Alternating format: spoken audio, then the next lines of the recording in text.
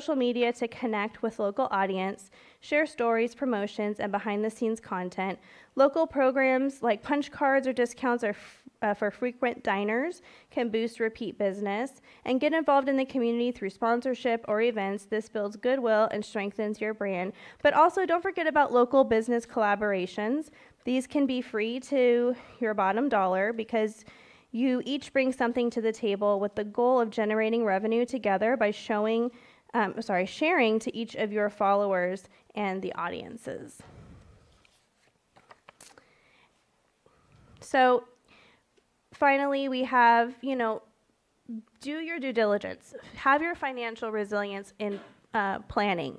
So create contingency budgets for rising costs, research group purchasing organizations to lower supply costs, and seek advice from financial professionals, which we'll hear from later. So you're in the right place. So to recap, make sure that you're conducting an operational audit, evaluate automation and menu optimization options, engage with your industry associates and resources for advocacy. That could be talking to a competitor, see what they're doing. What's working for them could work for you. Develop your financial plan, and of course, schedule a meeting with an SBDC advisor. If it's not me, we have access to many others that could assist you as well. And that's it. Thank you so much.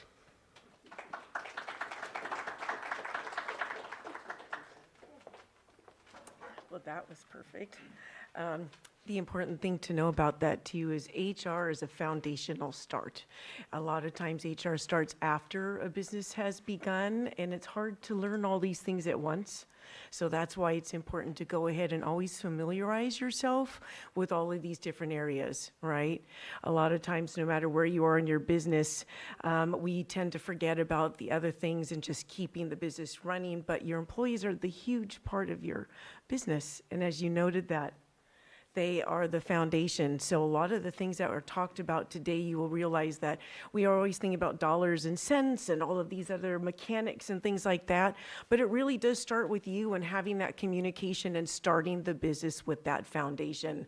And when you're talking through those things, all the other things come along because you're doing that. So HR is a huge part of that. It's something not to be afraid of. And it's the same way that goes when you're asking for additional funds, economic resources to keep developing your businesses. And also when we talk with health department later, you will see that it's all about actually having the communication, talking about the things that you need. And once that's opened up, everything just kind of comes naturally. It leaves you not afraid to have the conversation.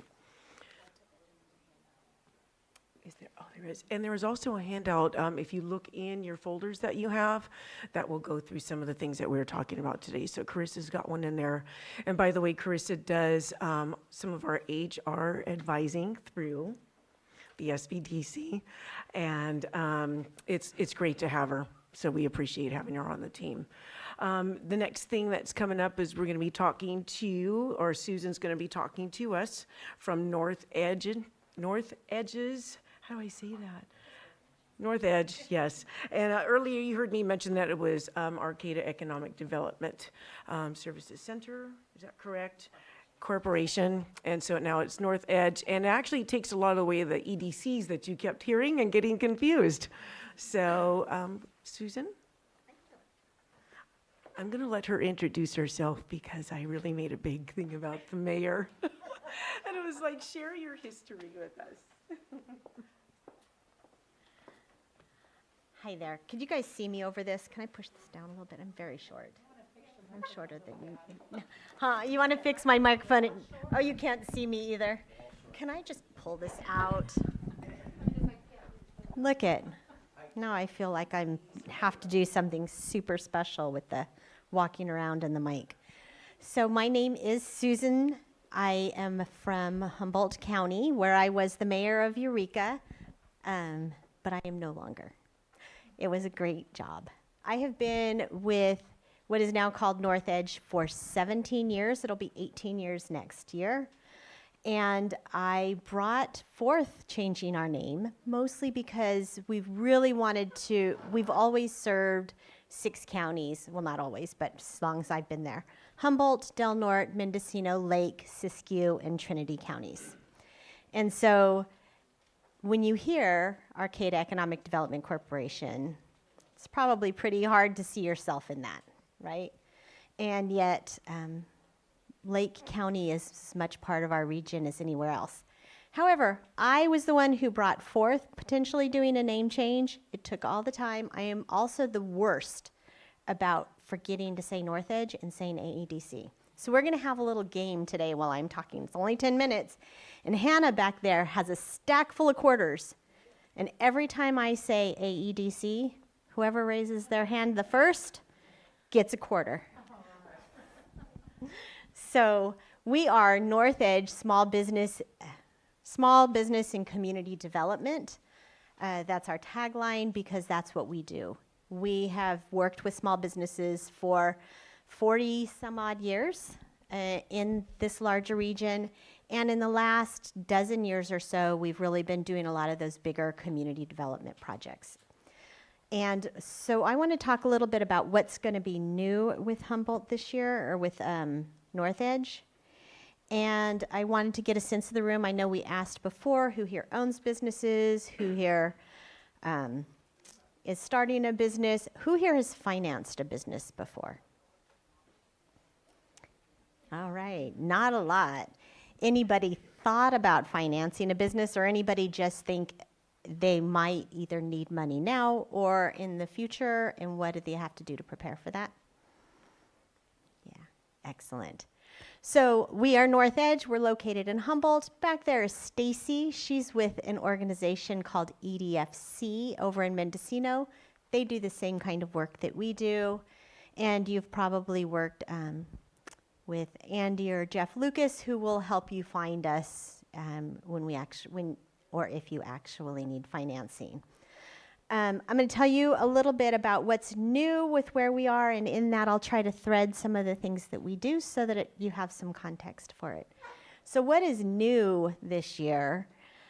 We don't have this, like the kind of things that come down for us that would be new policies won't affect you guys at all.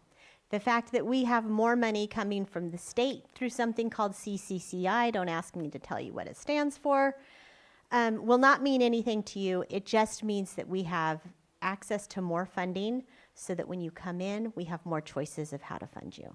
So a lot of times folks will come in and they'll say, you know, I heard that there was this new loan from the USDA. Can I get that? And we're like, get that out of your head. Just tell us what you need and we'll figure out which pots of funds will work. So you do not have to become an expert on funding. You just have to know what it is that you want. The other thing that we like to tell people is that when you come in, we used to call it a banking triangle, and we still do. So you may have a project that you want to start, you want to get funded. Say you're a brand new business and you go to a bank. Traditional lenders don't do a lot of startup financing, so they might say, your business plan is great, we're going to send you over to North Edge, you almost got a quarter, or EDFC, or they might say, oh, your business plan needs work, we're going to send you back over to SBDC so you can work on that, strengthen it up to get ready to go get funding from somebody else. You might be an experienced restaurant owner, and then you'll want to go, say you come to us and we'll say, oh, you're established and this is a really great plan, it looks like you're totally fundable. It's probably better terms if you go to a bank. So we all work together and we make sure that you get to the right door. Now I like to say we can do you can get squares and pentagons, because you might have a project and we say, oh, we're going to work with EDFC, pool our money together so that we have enough money to fund it. And so it's really fun. But if you go to any one of us, we should be able to send you to the right person to go to.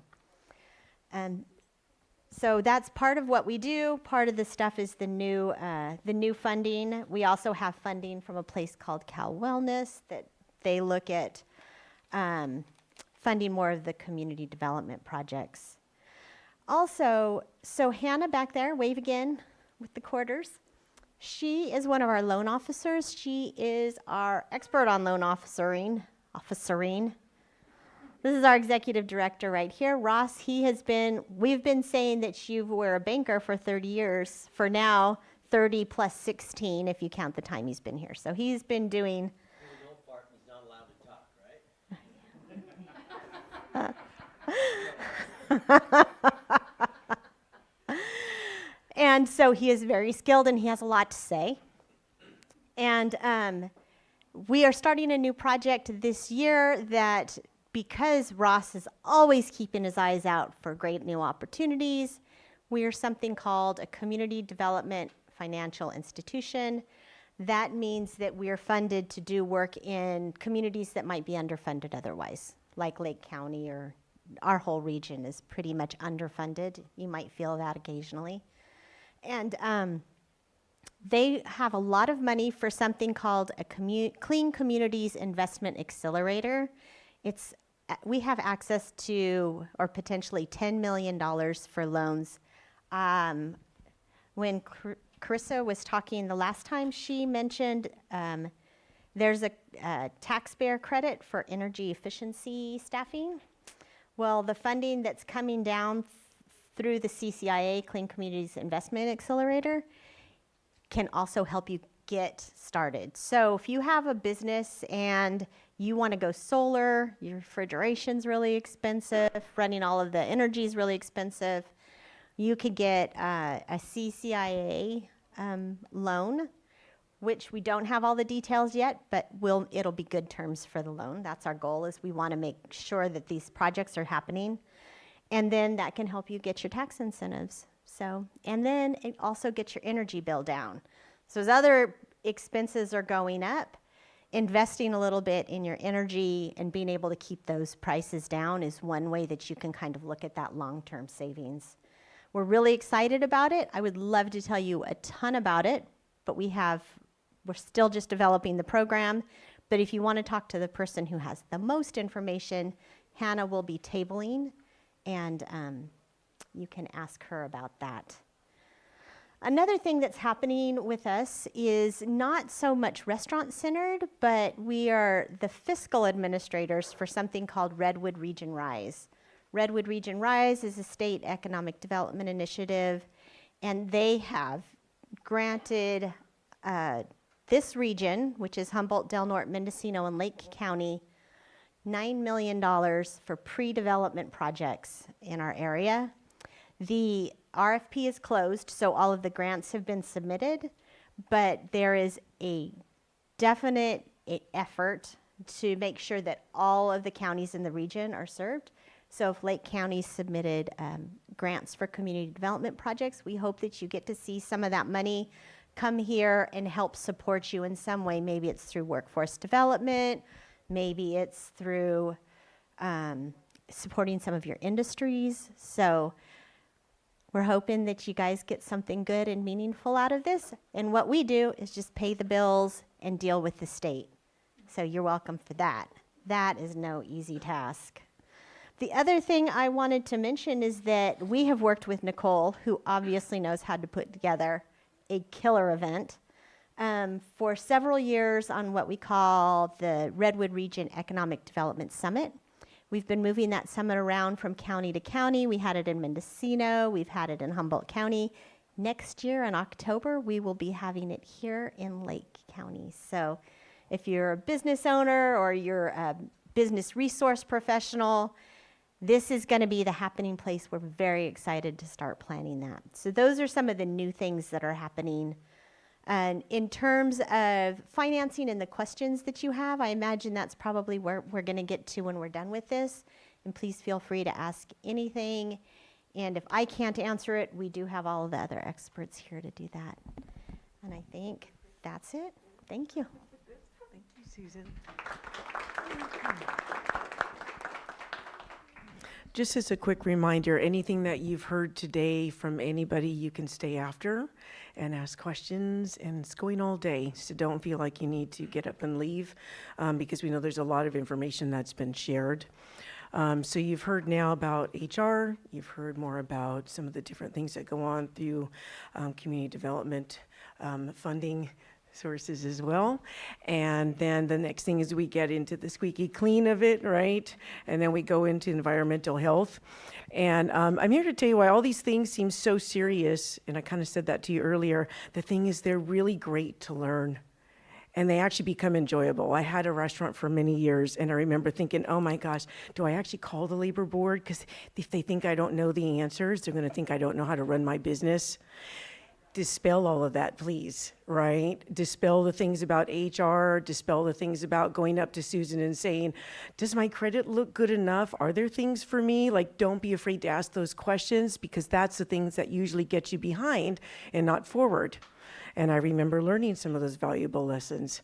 So I'm going to hand this over to two of the four. They have a spokesperson that they've kind of nominated for today. But the health department's going to share some of the new things that are coming out this year. And then they'll kind of lead you into some fun areas that you didn't think were going to be that fun. So, and this is Lake County Health Department. Hi, good afternoon, everybody. And I just wanted to do a thank you for acknowledging us and allowing us to become a partner. I know everybody's afraid of us. Once again, this is just one of the gifts that we have, and we would like to be a partner. And it makes us, you know, we're all human. And I don't know, I want our operators and owner to be able to come and talk to us if they have questions, to be able to contact our office and ask questions. Vince is up here also, just in case I faint. I hate public speaking. I love one-to-one. I like shine out the brightest, but when it comes to one-on-one, it's like that's my thing.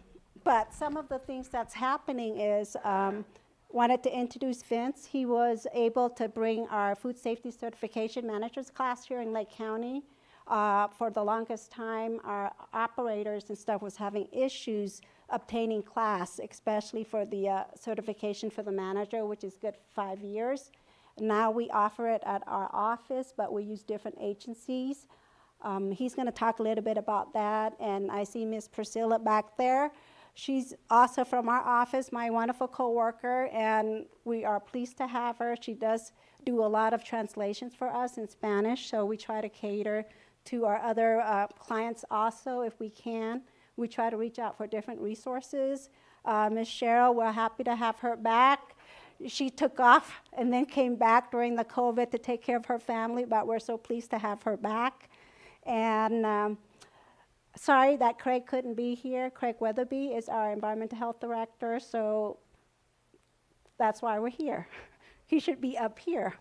But some of the updates that we're looking for, especially for the restaurant section, is a lot of the industry, especially the restaurant, they wanted the storefront where you go out and be able to have like a display and have food outside. So one of the exciting bills that came out, it's actually a Senate bill, 972, which is the compacted mobile food operation.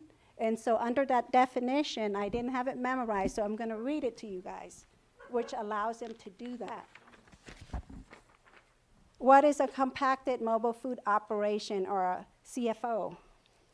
It's a mobile food facility that operates from an individual or from a push cart, stand, display, pedal-driven cart, wagon, showcase, racks, or other non-motorized, unenclosed convenience that can be approved to sell packaged food or conduct limited food preparation. So I think most of our restaurants wanted to do like maybe at lunchtime when they get busy, like a setup or like a buffet tile if you want to make tacos or something like that.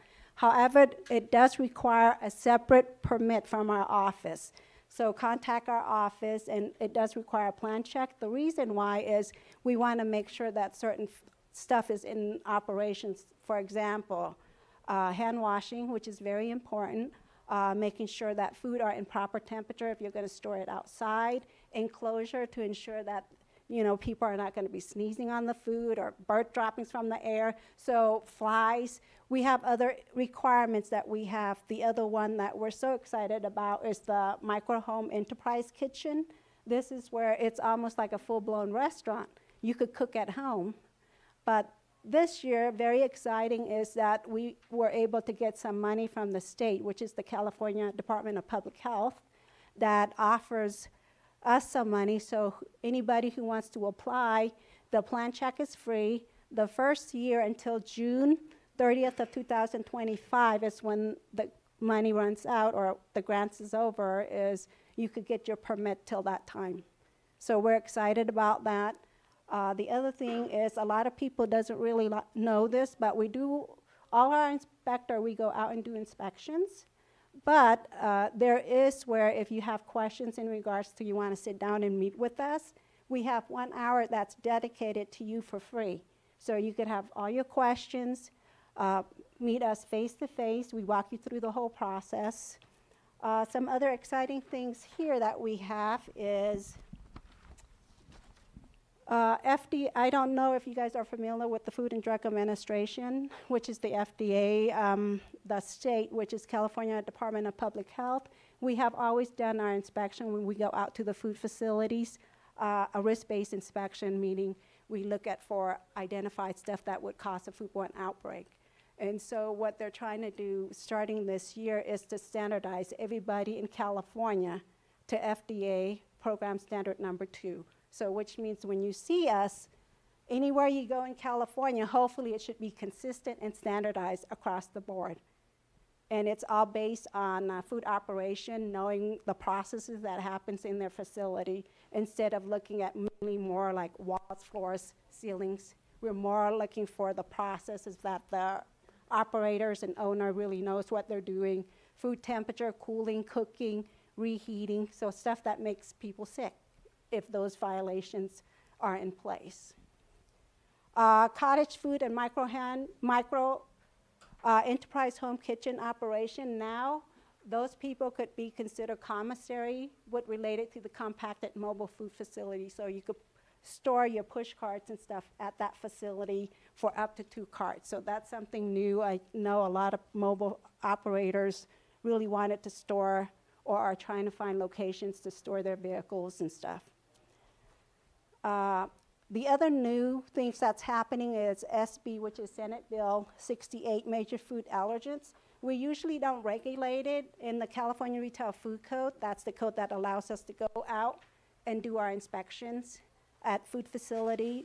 They added the extra food allergens, and that's sesame. The previous ones were,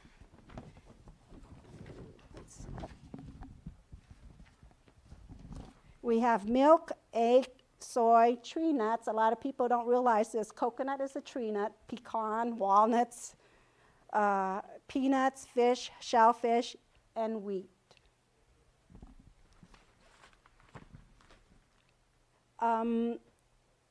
Two more items. The other one would be now if you have, if you see people around the county that sell whole produce, they do not require a permit from our office. Unless they cut the produce, then yes. Another thing that you want to look for, especially for businesses who wants grant money and stuff, is to actually, I'm not promoting FDA, but it is FDA, which is the Food and Drug Administration. They do have programs that they will give you grants for example, if you need equipment to hold your food or something like, look into them and see they have different ways of giving grants with regards to food safety. And I'm going to give this phone to Vince. Well done, Packaday. I thought for a minute they were going to do Penn and Teller there for a minute. I didn't know if I was going to speak or not.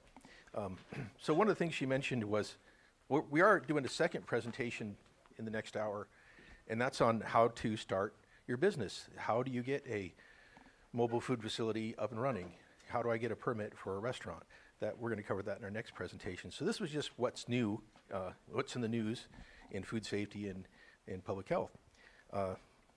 I was just going to cover real quick that one of the requirements that she mentioned is each food facility has to have 2 forms of food safety certification.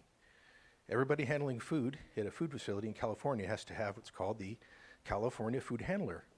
That's a certificate that you get online for about $10 or less, and everyone working at your food facility has to have that.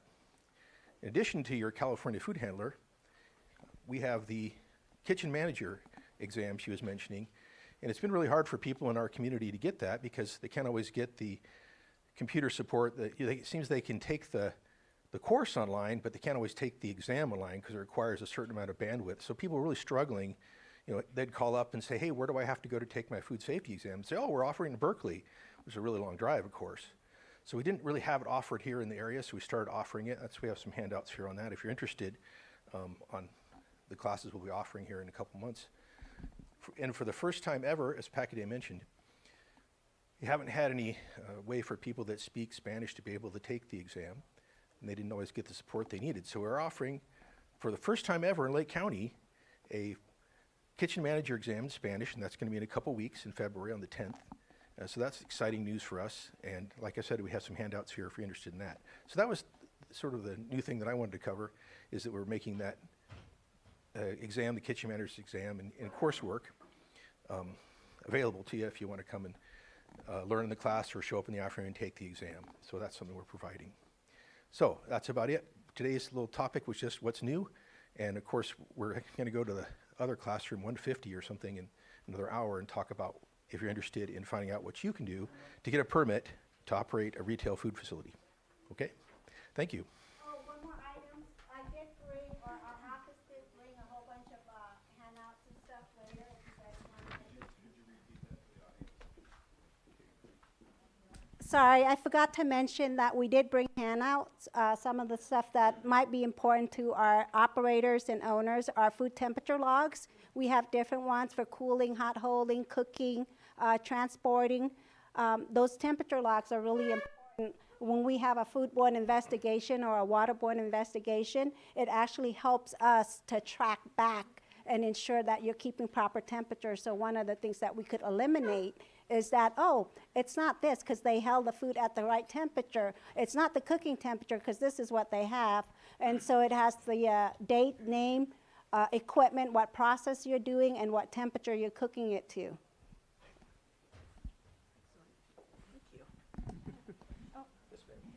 We have a question. You're going to have to repeat the question. Right. What do you do about recalls on, what do you do about recalls that you have on that produce that you're saying that you don't need a permit for, that's sold on the street? With regards to the recall itself, actually the ag commissioner is the one that actually oversees any produce.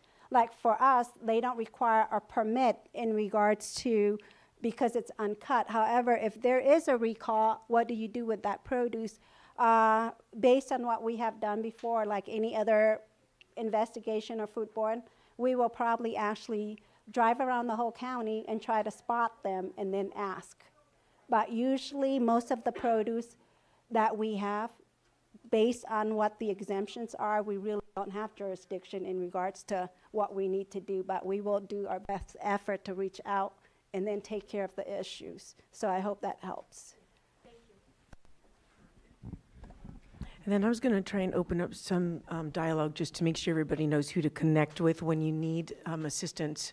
So Carissa, if somebody used to need HR assistance, they can come to you directly to your office and through the SBDC, or what's the best way to get a hold of you? So the best way to get a hold of me is through SBDC, or the Lake Economic Development Center. So that's how you can find me. And if you need to make that connection or with any advisor, you can reach out to me today or beyond and we can get you connected. Thank you. And for North Edge, what are some of the best ways, and what would you suggest if somebody's looking for money or looking into some of the services that you offer? So I'm really glad you asked this question. It's something else that's new. It was really hard to think of new things. We now have an online application, which is really nice. So you can go to our website, which is northedgefinancing.org, and you can learn a lot on there. In fact, there's the great, wonderful FAQ for lending, written mostly by Hannah, that will answer so many questions that you don't get most places about how to prepare for your loan, what to expect through the whole process.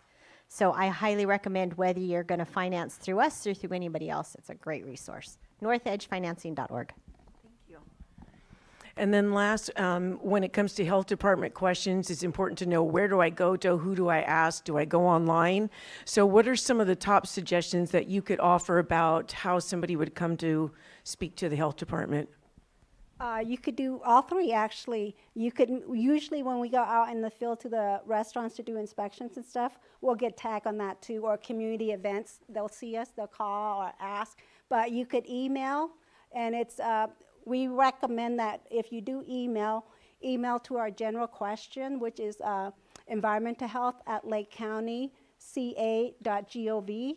That way it goes to our front staff, and then they'll route the question to us. Usually what happens if we're out in the field or we could call out on an emergency, if they email directly to us, we might not even get to see it, depending if we come back to the office in time or not. If you want to call us, it's 707-263-1164. And once again, it routes through our front office, because what happens is if we have questions in a particular, if they have questions on a particular food files or anything like that, our front office will pull the file and ensure that they give us, and then we could read our file logs and see what's going on, especially when we're going through plan check, because there's processes involved that if we looked at the plans and we require more information, we'll generate what we call a plan check letter requesting for more information on there. We'll list all kinds of stuff that we need. So I think we cover that. In person, you could come in, by email, and call. Thank you. All right, and the last thing, if anybody has any questions, any additional questions? If not, we are going to be moving into that next session. If you've completed this short evaluation, please be sure to leave it and we'll pick it up from you, okay? Or if you didn't get one. Thank you very much.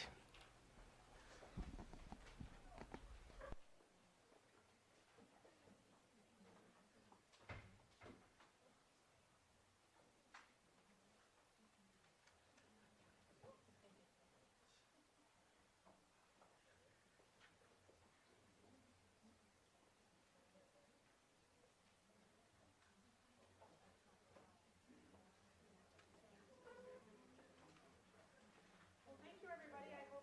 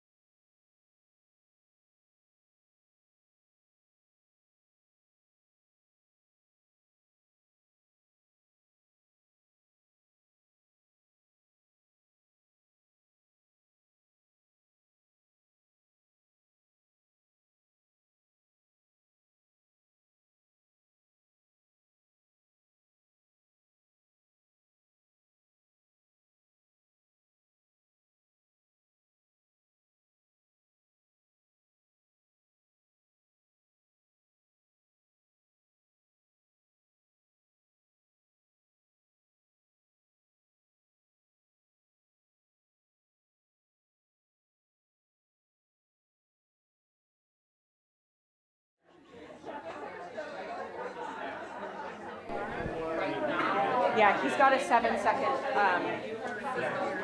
lapse. So you're going to do like a start of anything? Yeah, I will. Session?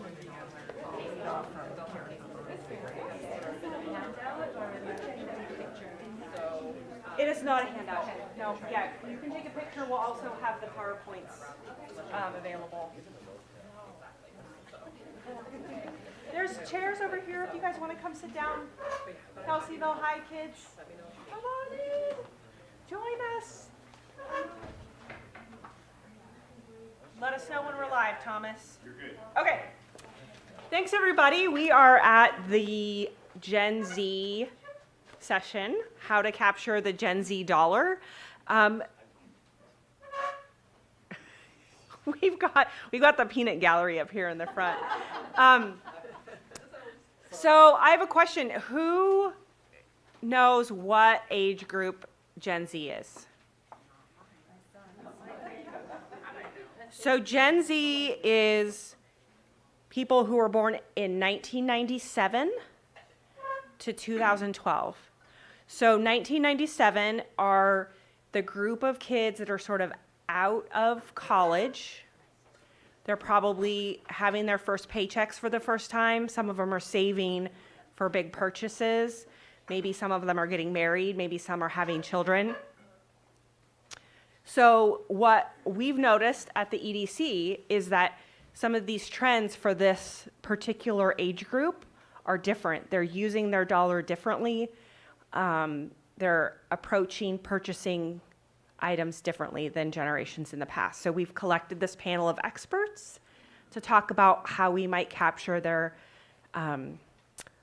purchases. So I'm going to turn it over to Julia to introduce our panel, and then we'll jump into our questions. Good afternoon, and these three are going to give you three different perspectives that relates to Gen Z. Our first speaker is going to be Karen Pavoni. She's a self-taught photographer, social media manager, and entrepreneur. Karen specializes in lifestyle photography and has an impressive portfolio of editorial and culinary work, including working for Visit Lake County, Clover Dairy, California Bountiful, Edible Magazine, for Marin and Wine Country and Edible Mendocino and Lake Counties. Welcome, Karen Pavoni.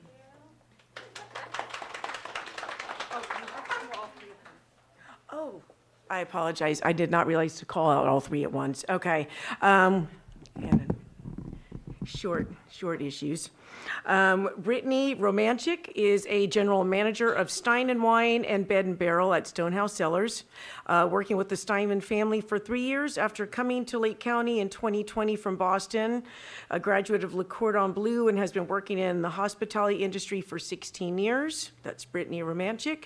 And last, we have Jamie Gill. So how to say that? Jamie Gill, Executive Director of Blue Zones Project Lake County, has been a Lake County resident for over 50 years. With a deep understanding of health and well-being, Jamie combines her extensive experience in marketing for the finance and wine industries with a proven track record as a social media influencer. Her unique insights into generational trends and consumer behavior make her a valuable voice in discussions about capturing Gen Z dollars.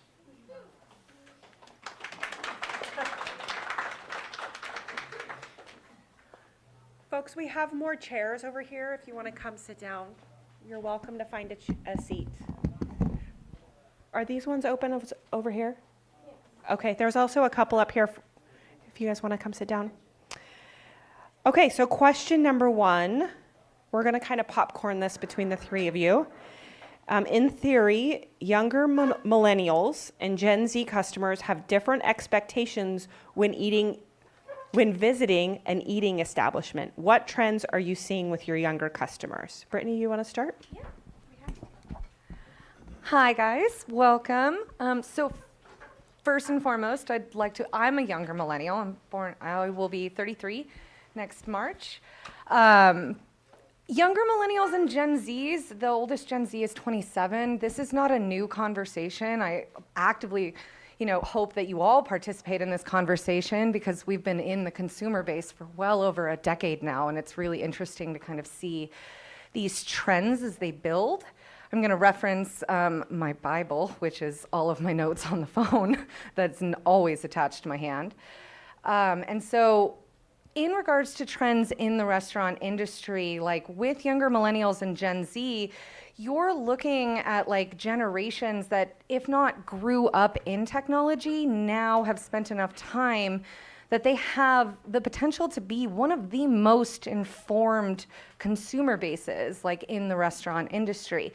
And while viral trends and social media is a really big part of that discussion, you're also looking at like strong prioritization in food and business and sustainability, as well as health. And we're seeing the market lean towards offering experiences that blend good food and, you know, that kind of sustainable experience of community. We at Stein and Wine have seen really great responses, like via our QR code system, which is, we got a little bit of pushback with. It's a learning curve, but the people who use it love it, and now we're kind of seeing more interactions. It's more information that the guests get to come in and have access to. It's a picture base. It's descriptions. It's everything at their fingertips, and that's what we're really kind of seeing, like a well-informed consumer base. Ooh, excuse me. So we've also seen really good, you know, trends with our third-party delivering systems, our loyalty program, and honestly, it's the constant sourcing of feedback. That's the biggest trend that we've seen. We found the best way to discover what people would like out of an establishment is to ask them. Like, this seems like a wild concept where we have done it for so long the same way. And it's not that people don't appreciate that kind of consistency, but they want that, you know, creative, interactive experience, that customizable, you know, menu items, that sense of personalized dining experience. We did a Christmas ornament pour-over cocktail that trended on Instagram really hard this past winter. And it was fun. Like, we did a non-alcoholic version that sold better than our alcoholic version because it's this thing that you get to do. You get to sit down at a table with a group of your friends and you get to have this experience together. And it's not always focused around like alcohol or like I don't want to say the food itself. The food and the quality is very big, but it's this sense of community kind of bringing everyone together. And then on our weekly events, having things to do, and most importantly, family interactive. I think as we talk about younger millennials and Gen Z, we kind of forget that millennials and Gen Zs are having kids, they're families, and they're not just small families, they're on their second, third kid in some cases, and they want places that they can kind of all come together. Yeah. Jamie? All right, I'm going to go ahead and stand up because I'm going to refer to my slides. Do you want to take a question? No, go ahead. You're good. Guys, shout out. I would love this little bit of explanation of the experience of the pour-over ornamental cocktail. Oh, I wish I had a picture of this. So the question was a better kind of description about our pour-over cocktail and then non-alcoholic cocktails. So this past kind of winter season, we saw the really cute Instagram trends and the reels of like, it is, as I describe, a literal Christmas ball ornament. Like, you know, the clear plastic ones that we purchased, brought back to the restaurant, sanitized, and then served filled with either the cocktail or the non-alcoholic cocktail in the ornament with garnish in the martini glass, and it was a pour-over experience. I think it's right here. Oh, hey, it's right there. And it was fun. It wasn't based around the alcohol necessarily so much as the experience, and like it's something that you bring someone else to. You sit down, and I hate to kind of take this point of view, but it's something that you share online. And from a restaurant standpoint, like that kind of exposure is fantastic, but also just being able to see someone have that kind of little bit of joy, amazing, amazing moment. Are there any more questions before I pass this off to Jamie? So in conversations about this panel, I was discussing it with US Foods, the distribution guy, and he shared with me an article that's in your folder. It is about how to make a non-alcoholic profitable menu. So I shared that with you because I knew it was going to come up today, and I think that it's important to kind of shift our views. We're seeing some of that impact our wine industry here, and so restaurants can kind of take advantage of the shift in trend. Thanks, Nicole. Thanks, Brittany. Hi, everybody. I'm going to build a little bit off of what Brittany was sharing, and I'm going to refer to our slides here. It's really a pleasure to be able to talk with all of you. I see it looks like high school students, culinary students, business owners. Thank you for, hi, Tammy. Teachers, thank you for being here. And in our work at Blue Zones Project, this whole idea about Gen Z came to our attention when we were having discussions with Kai Allman from Six Sigma Ranch. So Six Sigma is a Blue Zones approved organization, and Kai went to one of his meetings or conferences down in Napa Valley with the Napa Valley Vintners, and he was sharing with April. Guess what? I was at this meeting and the big topic was Gen Z. Why? At the wine meeting was the big topic Gen Z? Because Gen Z is not drinking wine, right? So they're very concerned. All these big name vintners coming together. What are we going to do? So they were citing the research. And the research that they were looking at was really showing that what Gen Z wants is an experience. So whether it's when they're going to a winery, they're going to a restaurant, they want to walk into that location and they want to have an experience. It's not, I'm just running in here to get my food, I'm leaving, I want to experience. And the experience that they want, as I got up here on the slide in the first bullet, emphasizes health and well-being. That's really what they're looking for. So when we're talking about our drinks and things and our non-alcoholic drinks, they're really looking for wellness drinks and for all of you to be thinking about their well-being. So based on that, some of us on the team have, believe it or not, we have kids who are Gen Zers. And so we started asking them and their friends, what is it that you're really looking for? So these are our local Gen Zers. And they said, yeah, there's definitely a shift away from wine. Like, we're really not drinking wine. But there is a shift toward those non-alcoholic and health-based drinks. So I think it's number 11 on that USDA article in your folder that talks about that. Another thing they said is that entertainment is a driving force. When they choose somewhere that they're going to eat, they want some live music with it, right? Or they want yoga class that's going on, right? I'm calling out some things that are happening at Stein and Wine, which is just a really awesome experience when you go there. And they're looking for an atmosphere of downshifting and relaxing in our topsy-turvy world. They want to get away. They want to feel that when they walk through the door. And really seeking out community-minded venues that align with their values. And I will never forget recently taking my Gen Zer to a Blink-182 concert in Sacramento. We went in and sat down and we're having a meal. It was really crowded around the concert venue. We went in wherever we could find a seat. We're sitting there and he looks up at the wall and there was a quote that he did not agree with, right?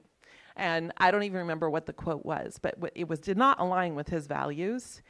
And he was like, Mom, I said, we have to eat here, Connor. There's nowhere else to eat. But he said, I'm having a hard time sitting here because that doesn't align with my values. So they really do look for that. It's really important. And then the last thing I want to share before I hand it over to Karen is that up here on the slide, you'll see there's a statement. It says health and well-being strategies are shaping every space in the industry. So in my spare time, I get to do a little bit of social media influencer work, which is really fun. And I do a lot with recipes and healthy cooking and things. So I get solicitations from businesses a couple times a week. So El Pollo Loco reached out to me. I was like, oh, this is interesting. well, I think our closest El Pollo Loco is like in Santa Rosa or something. And so it's really not my vibe, fast food, but they know about me. They research me. They can see my demographics of who my followers are and that kind of thing. And this is the little thing that they sent me on the bottom of the slide. They said, we want somebody who's going to relate this to people on Instagram, right? Your audience. And they're saying El Pollo Loco just isn't about fast food. It's about incredible food served fast. Our dishes are not only delicious, but they also fit perfectly into your healthy lifestyle, no matter the occasion. We believe that great food does more than satisfy hunger. It nourishes the soul. It brings people together, creating connections. And they go on to talk about community and family and how when we gather around food, the world feels a little bit brighter. So this is in every area of the industry, even fast food, Gen Z and beyond. So I just wanted to point that out. I thought it was an important share. Oh, Thank you, Jamie. Isn't that interesting? That El Pollo Loco is like, bring me the community.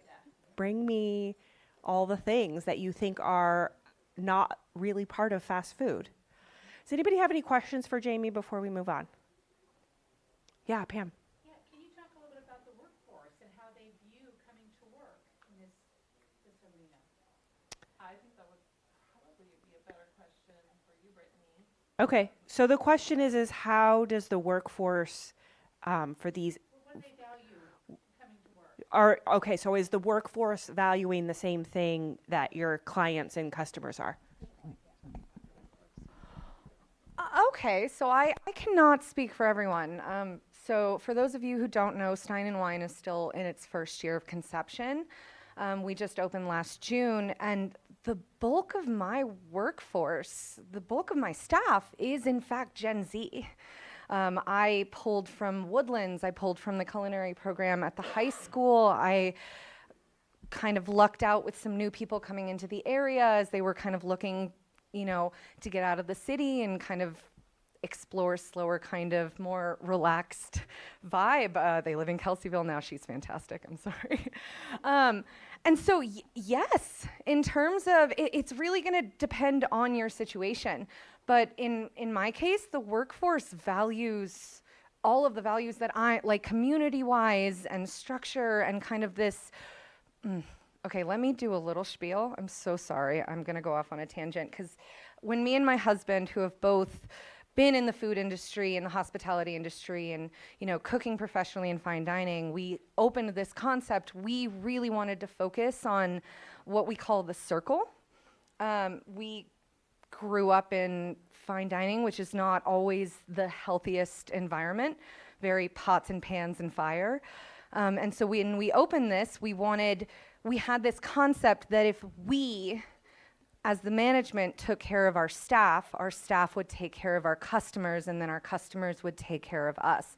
And I think that not just extends to the restaurant itself, but to the community as a whole. We, as a restaurant, take care of the community takes care of us. And we find the same values in our work staff that we put out as a company. That was awesome. I'll just make this really quick. I do want to add through Blue Zones Project Lake County that we approve restaurants for Blue Zone Project and work sites and schools and grocery stores. And we're finding one of the number one things that workers want in any industry is to know that their health and well-being are valued, right? And when you have a healthy workforce, they're coming to work more. And there's just like you were saying, that circle, right? It all pays off. So we're seeing it everywhere. I think it was a really great question. Agreed. And I think that when you hire, you look for employees who are going to serve your customer base and are happy to deliver that kind of environment, that kind of community experience that you're wanting to deliver to your customers.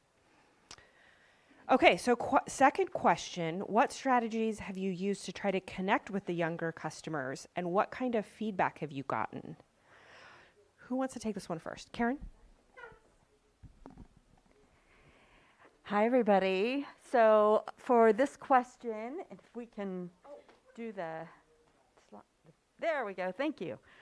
I'm going to put on my social media manager hat and talk a little bit about trends and how you can position yourself and your restaurant on social media to capitalize on these different demographic groups. And specifically, we're starting with Gen Z. And as it's been pointed out, Gen Z was the very first group of people that has grown up completely within the digital age. And they are entirely reliant on social media to get a lot of their information, to do research about restaurants, and to get reviews about restaurants. And they're very adept with their smartphones. So Gen Z prefers primarily TikTok and Instagram as social media platforms in that order. Ooh, thank you. Yeah. To research restaurants, while we're seeing millennials still consulting Yelp to get information on restaurant reviews and making their decisions.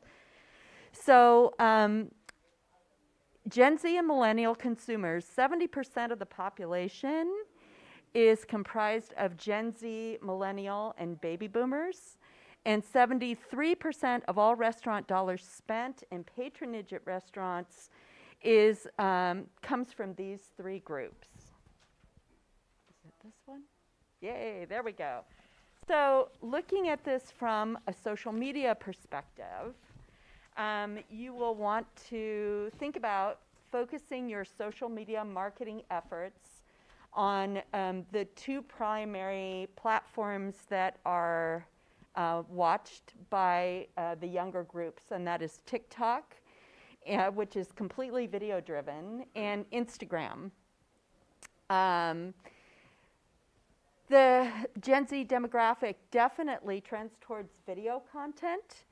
And in terms of Instagram, in addition to posting good photos, you would also want to consider posting a mix of reels and also going live. In terms of brand voice, Gen Z resonates with a very fun, playful, authentic content that isn't overly polished or highly curated. And you can also allow some humor to shine through on your posts. Consider also your design aesthetic in terms of being attracted to bold, bright, attention-grabbing colors and graphics and eye-catching formatting. For those of you who would like to get additional inspiration, the Canva app is a great resource because they have endless theme design templates and also lots of different elements that can really help you punch up your creative on social media. As a photographer, I want to encourage everyone, since you're all restaurateurs, first and foremost, post visually enticing content. So you want to feature photos of your plated menu items with attention to good light and visual appeal. Because we eat with our eyes first. People who are perusing social media are going to be eating with their eyes and making decisions based on what you post about whether or not they want to take the next step to actually come into your restaurant. So the other good thing is to include a link to a digital menu in your bio or profile on social media, but not necessarily to post a photograph of the menu on your main feed, because as people are scrolling continuously through social media, they're going to just scroll right past that. There's not going to be anything that's going to visually grab their attention. You also want to be aware of current trends in food and drink and spotlight those offerings if you have them. In particular, as we've discussed, Gen Z is really focused on healthy options. And so things like plant-based items on your menu, vegetarian, vegan, gluten-free, they look for all of these things. And also, if your ingredients are, you want to definitely highlight fresh, organic, and locally sourced ingredients, because those are things also that this age demographic really looks for. Follow influencers in the restaurant space and note what they are posting, because Gen Z also relies heavily on influencers when they're making, and who those influencers are recommending in terms of restaurants. Consider instigating a loyalty program to further entice Gen Z to return to your establishment, and think about running a contest, which can increase engagement and also encourage following and sharing of your account. And people absolutely love to win things. Offer convenience in terms of online ordering and pickup services like DoorDash and Orders.co, and think about, again, creating that seamless contact QR code menu for just kind of that seamless experience. And finally, include relevant hashtags at the end of your post for searchability online, and also to help non-followers find your feed. I think, yeah, that's, does anybody have any social media questions right off the start?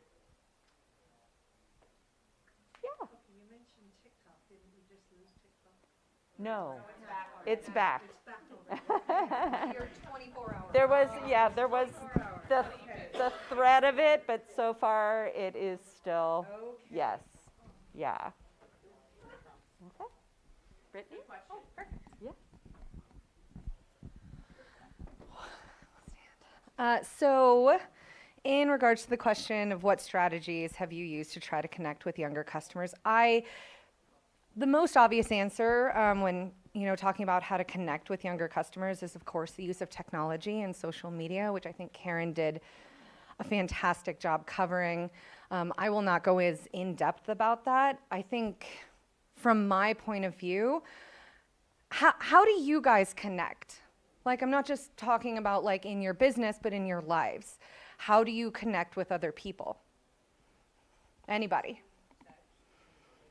Text, Facebook, social media, on the street, in your community, word to mouth. There are so many different types of ways to connect, and it's not just about finding the ways to connect, it's finding the motive behind connection for us.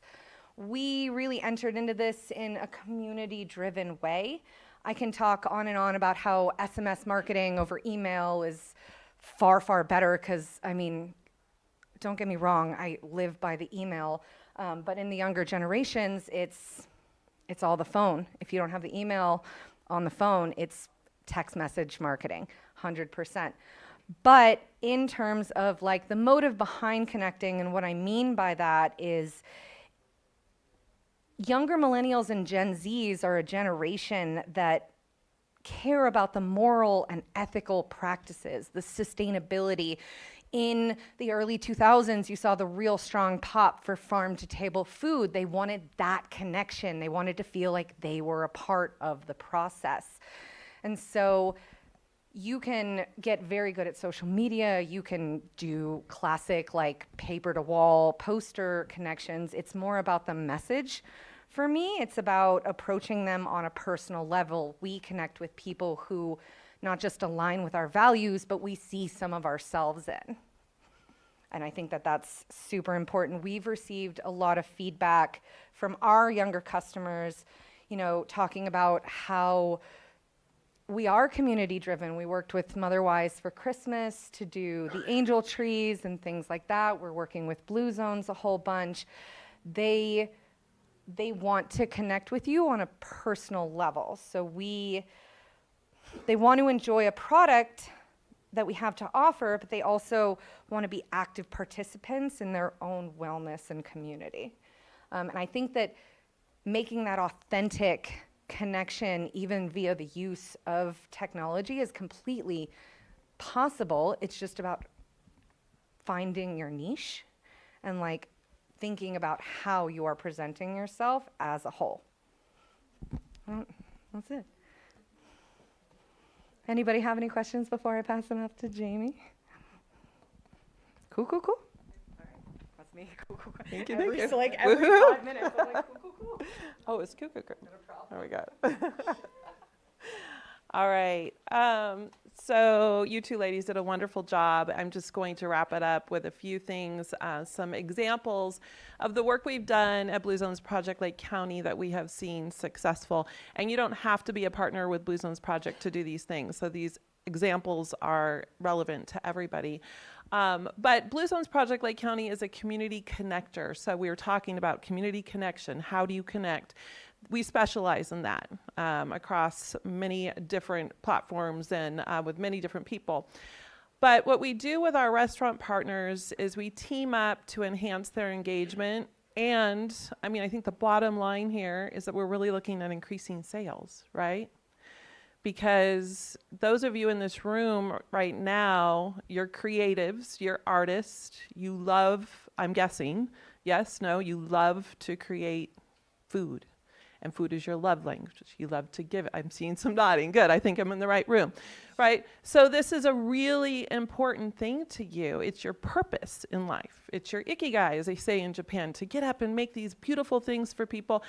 And yet you also have to balance it with increasing sales and making sure that you're meeting the bottom line, that you're making money. So what we like to do with our partners is look at the social media campaigns and see how we can enhance those, and any posts that we can do for our partners will help them make. One recent campaign that we did, and Brittany told me I'm not supposed to call it this now. If you read your USDA article in there, you'll know what you're supposed to call it. I was so glad that you told me this. So we did a mocktail campaign with our partners, but now they're non-alcoholic drinks or something. Anyway, I don't know. Read it in there because it's really interesting. But we had a cooking demonstration, and people came and they learned how to make mocktails in their home. And then we reached out to our partners, our partner restaurants, and said, who would like to offer these mocktails in your establishment so that we can advertise that for you, because we know that Gen Z likes these healthy drinks, right? And so you did that, which was amazing. And we've got some pictures right there of that mocktail again. And if yes. And so this is another thing we do, are these weekly well-being shout-outs. We like to recognize people in the community who are focusing on health and well-being, because we know Gen Z likes that. So thank you so much. Beautiful picture of you here from the Blue Wing Saloon here in Upper Lake.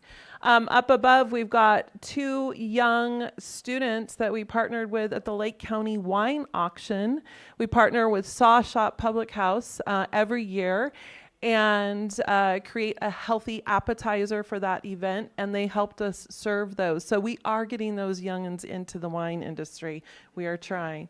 In the middle there, we've got training that we did at Blue Wing. We went in and we did some role playing. How do you talk to your customers, to your patrons, about this thing called Blue Zones or other things on the menu? And we practiced back and forth. What would you say? It was really fun. I thought it was really fun. Yeah, good. And then we've got the Blue Wing Saloon approval ceremony down there at the bottom in the middle. And that was a really great time where Chef Pablo put together an entire menu based on health and well-being, and we advertised that event. Karen took some beautiful pictures of that and made some beautiful posts. And then on the very left-hand side, we have got a really nice post by the Saw Shop with that Blue Zone approval stamp on it, okay? And again, if you're not working with Blue Zones, you might not have that Blue Zone approval stamp to put on there, but you're doing whatever you can to highlight that you offer options that cater to health and well-being, because you know that if you've got a party of 5 walking through your door and one of them doesn't eat anything on your menu, they might walk back out and go somewhere else, right? So that's what we found. If the person who only eats plant-based foods can't get something to eat, then the whole group might leave. So it's really important to advertise that, and again, that caters to Gen Z and their quest for health and well-being. Any questions? All right. Thank you to all our partners, by the way.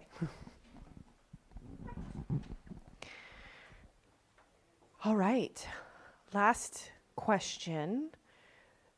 We're wrapping up, so we'll zip right through this one and make sure we have a little bit of time for additional questions. We know that the demographic of visitors to Lake County skew older. Traditionally, we see data in Visit Lake County, but there's a balancing act, right? We want to continue to serve visitors while attracting locals. How do we balance the needs of both maybe an older group and the younger generation? I don't know who wants to take this one first. All right. I'm very short on this. So one of the things they teach you coming into the restaurant industry as a whole, whether you be front of house, back of house, consistency. Consistency is key. You hear it over and over and over again. And when I think consistency is key, I do not think of consistency in offerings. I think consistency in quality. And that is not just the quality of food that you offer, but the quality of service that you offer. I don't know who caught it earlier, but Joaquin did a fantastic talk where hey Joaquin, where he touched on like these little things that you can do with tables, and I won't, rehash his whole speech, but it's the consistency in service. I applaud restaurants who kind of lean more towards like the technology side with the QR code ordering, the handless devices, like the SMS marketing and the surveys, but I think it's really important that you don't lose that personal touch, that table touching, that, hey, when you walk in the door, that, oh, hey, I know you did all of your ordering manually, but how was everything? We want to get to know you. What's your name? Let them know a little bit about yourself. It's that personal touch, and that's what, in my opinion, bridges the gap. Whether or not they're an older demographic or this younger, more technology-forward demographic, we are all people, and we all want personal touch. And so consistency in service and consistency in quality is what's going to bring that together, in my opinion. Karen, would you like to? Yeah. Bravo. I think that's such an excellent those are excellent points, because we all want to go someplace where we feel our needs are not only being met in terms of what we are looking for, the healthy options, all those kinds of different things, but that we are acknowledged and appreciated, because we all have a lot of choice when it comes to our spending dollars. And so I think people will definitely want to gravitate more to come back where they feel welcome. And again, it's kind of all about that great experience that they have. Oops. There we go. So it's definitely a balancing act, as it was pointed out, to serve customers that have different expectations across the various demographic groups. And in short, there really isn't any one-size-fits-all plan for marketing to a diverse customer base. But if you can understand what motivates and entices each age group, it can really help you as restaurateurs to make choices accordingly. So this sort of breaks it down for you a little bit. Gen Z, again, they're looking for that authentic experience. They value sustainability. They are really looking for plant-based options, digital ordering. So again, going back to being very digitally savvy. And they do say that an enhanced technology experience would influence their decision to return to a restaurant. Millennials are also looking for unique experiences and healthy options, quality food, and flexibility in terms of being able to customize their meals. Gen X is, they're kind of in the, well, all three, both as Brittany pointed out, Gen Z, Millennials, and Gen X are all in those child rearing years. And they're looking for restaurants with fresh, organic, healthy food, a fun, relaxed vibe that caters to families with kids. And they're also looking for a place for date night. And baby boomers are particularly drawn to atmosphere that's conducive to speaking, to talking with each other, good lighting. They gravitate more towards traditional dishes, and they like to have the option of having smaller portion sizes. They are, all of these groups are very interested in hospitality, but this group in particular really likes personal acknowledgement. They love making that connection, and they'll often come in and they'll have like their special table that they sit at over and over again. They have a certain server that they've made a connection with, and they really like, you know, that server. So these are all some ideas to consider when you think about marketing to the various groups. Miss J. Any questions for Karen? I will make it fast. I'm going to stray from my slides because I think a lot of it's already been said. Anyway, we're good? Okay, we're good on time. I will put this up. And I won't do the other side. But what I guess I want to say is you ladies did a really nice job of summing it up. So the only thing I think I could add is just bringing us, circling back to what is the experience that you are providing for the people who walk through the door, knowing that you've got baby boomers, millennials, Gen Z, you've got locals who want, as my friend April says, they want to go to a place where everybody knows their name, right? I'm hoping that some of you get that. I grew up without a television, but it's the Cheers theme song, right? That place of community that felt so special. Our locals want that. They want to go into Stein and Wine on Friday and order the Pillsburger with fries and know that it's going to be on the menu. That's the experience they want, right? The locals, the baby boomers especially. The out-of-towners, they're looking for a different kind of experience, right? They're looking for making memories. They're looking to go into Lucerne Euromarket Bistro and talk to the owners and say, oh my gosh, not only did I get to try this amazing new food that I've never seen on a menu before, I got to know Alex and Eden at a deeper level and talk with them, right? Because that's the type of experience you provide there. It's very personal. It's that touching each other.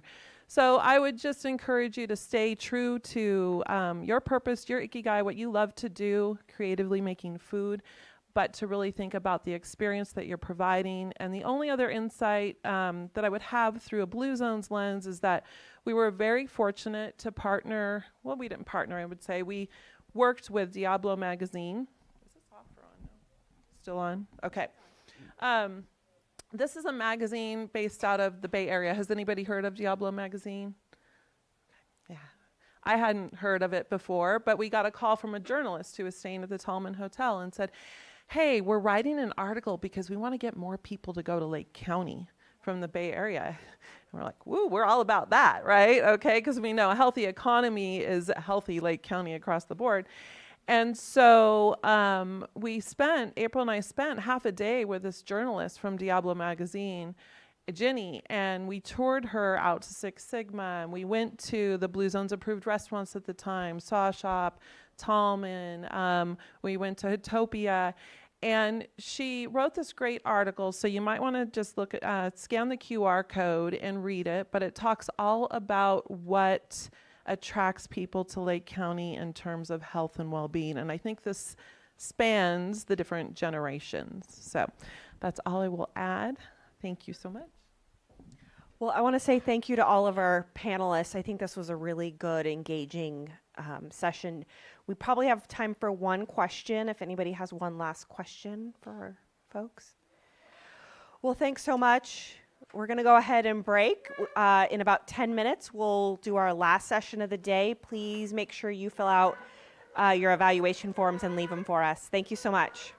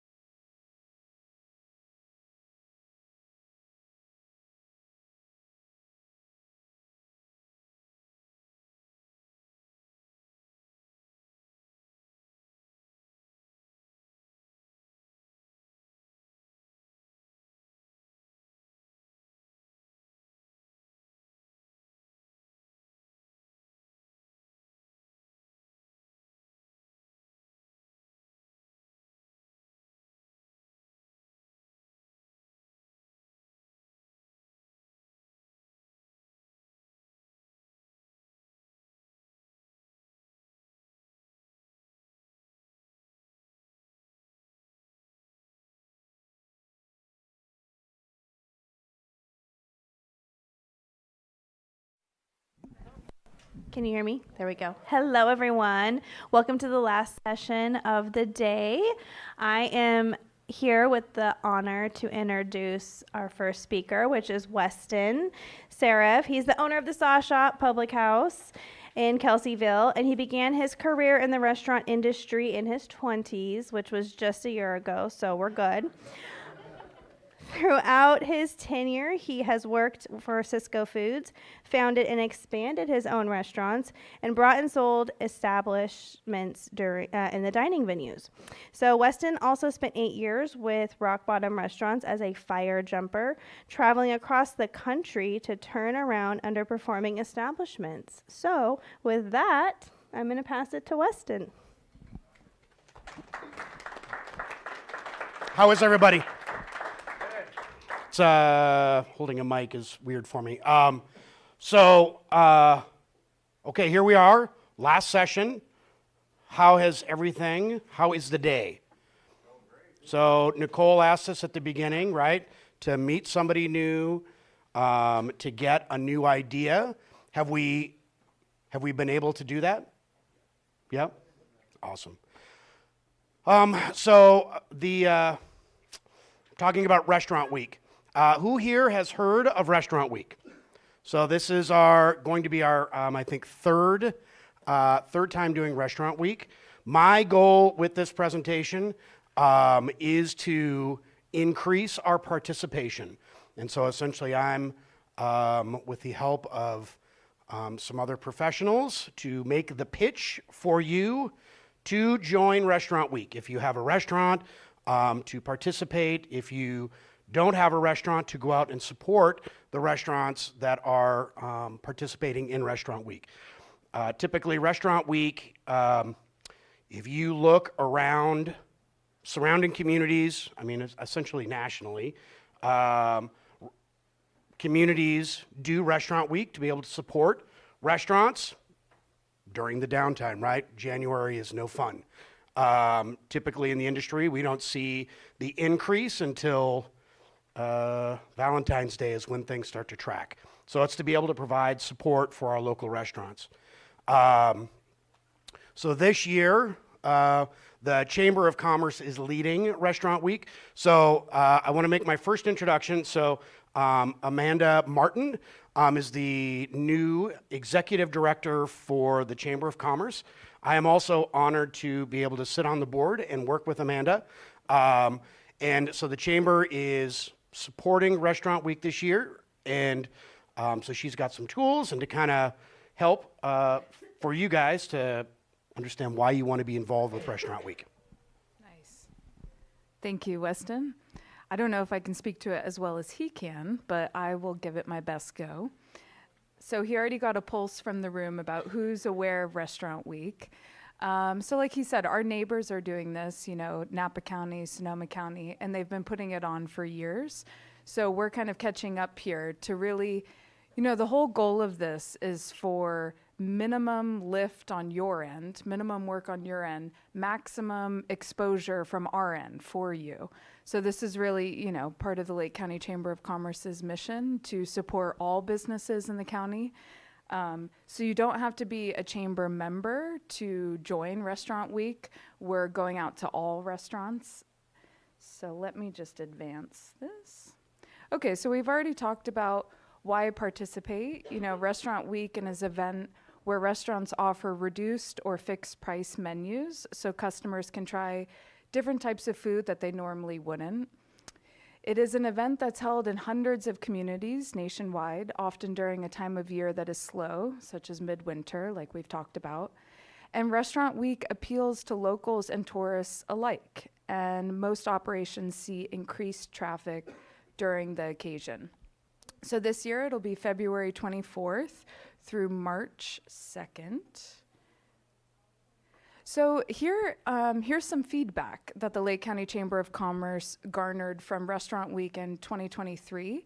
So this is Bernie Butcher, Lynn Butcher is here today, And he's saying from the Blue Wing Saloon, my eyeball impression is that we did maybe 200 more in sales per day last week than has been typical these winter weeks. That's maybe 1,000 to 1,400 more in gross sales. So the promotion was definitely worthwhile for us. Thanks so much to you and the chamber for the effort in putting it together. Yes, and the lasagna was very good. I didn't get to try that lasagna, I'm sure it was though. So this is from Gaslight Grill. They said, I wanted to give you our Gaslight Grill numbers for Restaurant Week. We were up 6% in net sales compared to the previous week. Okay, and the next one is from the Lucerne Euro Market, and they said, yes, Restaurant Week brought us more clients, most of who it was their first time. Thank you for that. So that's really great to see the actual tangible, numbers, metrics, and also bringing in new clients to their restaurants. So I would like to see next year your restaurant, your feedback on this slide. How about that? Okay, so someone else will get into more detail about how to do it. I think, Weston, you might be coming up for that portion or introducing the next. So the next piece is with Chef Buchanan and Chef Marshall. So one, the important part here is, this is the pitch, right? Why you want to be involved in Restaurant Week, why this is beneficial for you. As a restaurant community, right? We are a restaurant, we are a food service community. When we bind together and we support each other and we do events like this, we plant a flag for Lake County. And we become the place that people want to go to. And that is what we want to market and advertise. That we have a group of businesses. I feel that this is something wineries could be involved in. I feel like this is something mobile, food trucks could be involved in. We are able to, create our own rules, but I feel like, the opportunity for us as a food service community is great. So that's my opening pitch. I have Chef Buchanan and Chef Marshall. So this is what they're going to present for you are some ideas, some things that you can think about to be able to support Restaurant Week in your restaurant. Thank you, Amanda. I'm not going to use that. Yeah. Brooks can use that. I'll use it. Go ahead, Brooks. All right. Did we have our PowerPoint that we could pull up? Did we send? I was just wondering. It might be just probably not. No, you're fine. Are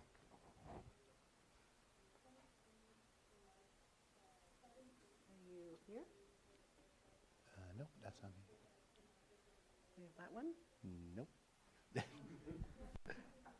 me get Nicole. No worries. That's okay. No, it's kind of in here. She had everybody set up really good. So how many of you is this going to be your first time involved in Restaurant Week? A lot of first timers? Okay, so we'll this side of the room, a little bit back there. So what have you guys been working on, to, put yourself out there and maybe do something a little bit different? Anybody can speak up if you guys want. Yeah. No, you right there. What? Just so we can all hear you. We have a food truck. We do barbecue. We were lucky enough to win our first Best of this year. Nice, award. congratulations. So, Congratulations. Thank you. So we're gonna do, and we in the barbecue category. So we're gonna promote some barbecue that we usually only do for special catering events. Perfect. We're gonna go ahead and offer that on the truck at a discounted price. Nice, awesome. What was the name of the? Big Eats Grill. Big E's Grill. Yeah, no worries. So what's one of the main things that you have to remember for Restaurant Week? You're not giving anything away. Don't.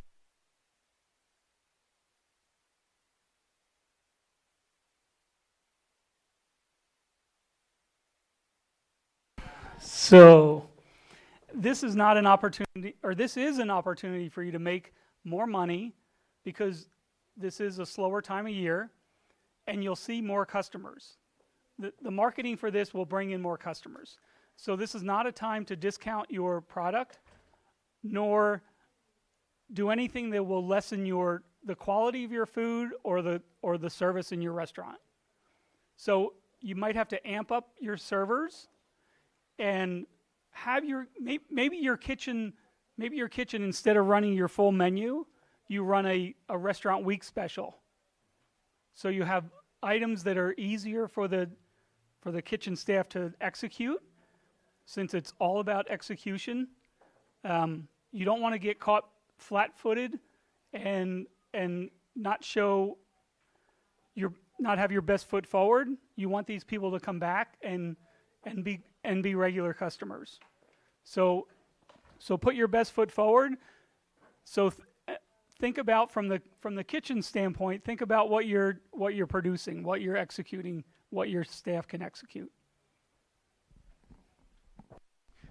So what I handed out here for you guys is a little overview of costing out a menu dish, because at the end of the day we want to be profitable, right? But then once again we want to have that perception of perceived value that we're giving to our customer. So inside of here I have a little costed out recipe with a southern staple, which could be chicken and grits.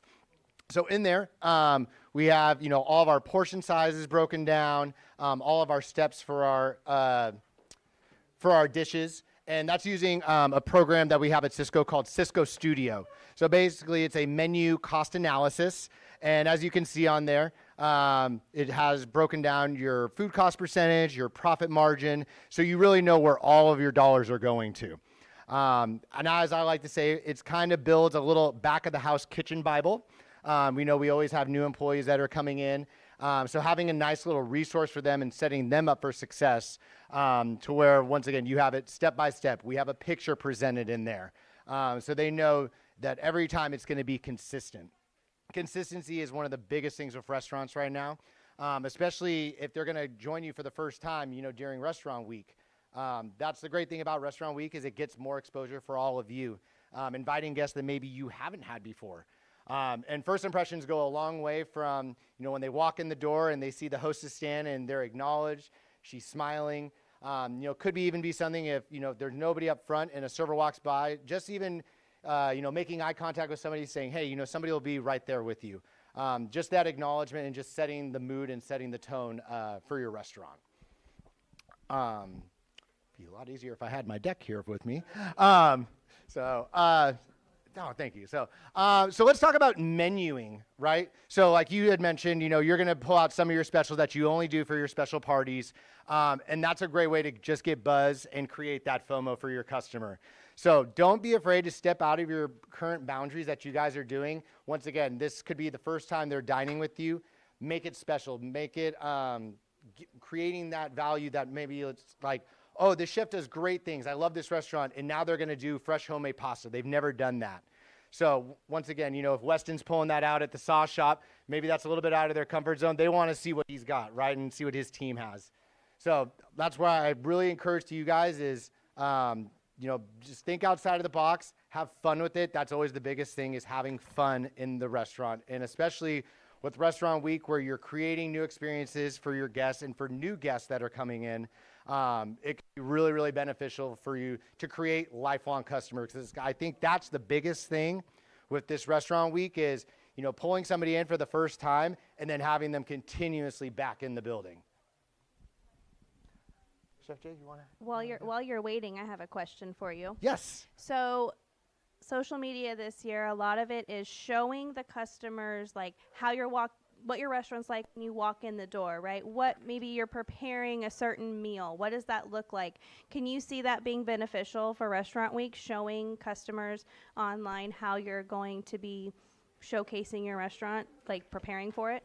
That's perfect, because I have that right here for us. So I'll go to that one actually right now.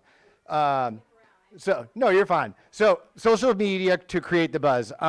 So with something like this, once again, you guys are most likely already planning ahead to create your specials or your menu that you're going to do. Once again, bring that product in about a week earlier. practice, refine it, get that beautiful picture on there and start putting it out there on your platforms. Because once again, people are going to see that. They eat with their eyes. 4 out of 5 people, before they go out to eat, the first thing they do is they look up Google and search for your restaurant. So if that's your Google presence, bringing it to your webpage, you know, it could be something, hey, restaurant week, new menu that we're displaying, and then you have some of these pictures on there to just create that buzz and that, once again, that presence that you want out there.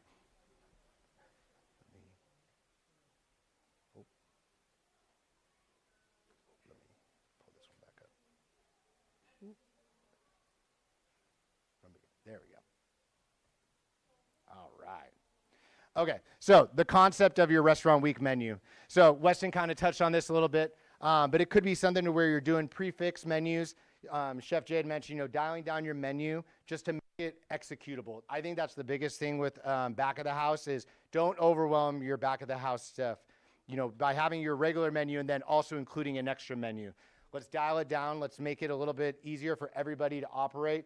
Consistency, played in and played out. There's also different ways that you can do it with, you know, different tiers of pricing, you know, and so maybe it's something to where you have a $30 tier, a $40 tier, a $50 tier, and then you're really just going off of portion sizes. So once again, you could have somebody that maybe wants the full experience, full size entrees, or you can bring it down and scale it down a little bit to offer, you know, more of that competitive price point. But you're still using the same ingredient for each one. Also, there's wineries. Pair your restaurant with a winery. It's all right. Pair your you know, pair up with a winery and do some wine and food pairings. That way you're killing 2 birds with 1 stone. You've got some great wineries up here, and you're going to put your wonderful dishes with them. So the only thing it's going to do is increase the price of your menu items. Now what am I? Oh, well, that makes it easy. We each get our own microphone now. Microphone. Nice. This could be dangerous. I love this. It won't be dangerous. Won't be dangerous. That's all right. So yeah, even if it's beer, do a beer and food pairing. It doesn't have to be food and wine. It could be beer and food. Are there any breweries up here? Yeah. Well, that's all right. I mean, if they're not here, they might want to. I mean, go walk in their door and ask if they want to participate with you, and you might have a great burger and a beer, and it's a good pairing. That's right. All righty. So developing a trendy, inviting menu. So when it comes to figuring out what's trendy out there in the market, where do you guys look? So just going around here, when you guys are looking to do a new special, what outlets are you guys utilizing to look for inspiration? Anybody? That man right there. Oh, Chef Robert? That's who you're looking for?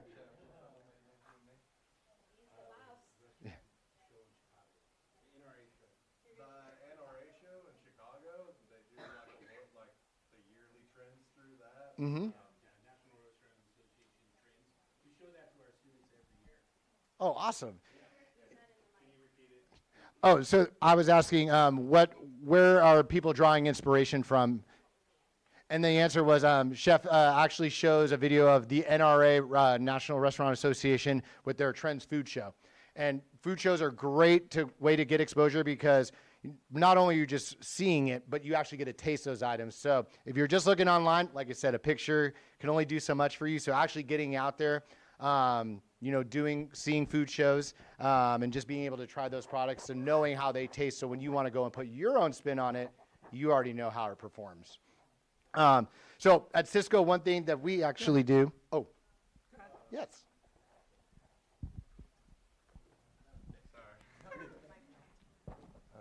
I was also going to say that also helps with people who don't have social media. I know we live in a day and age where everything's ran by that, but there's still few people out there. Me personally, I don't use it, so I look for these types of things to get my inspiration from outside of social media. So.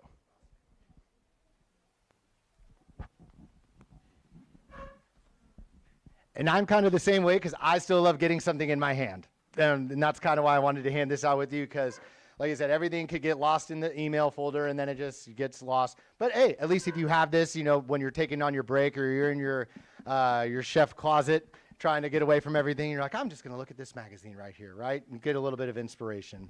But one thing we do, specifically at Cisco, is we have this category called cutting edge solutions. And basically what that is they're ahead of the trend type of items that we release out into the market.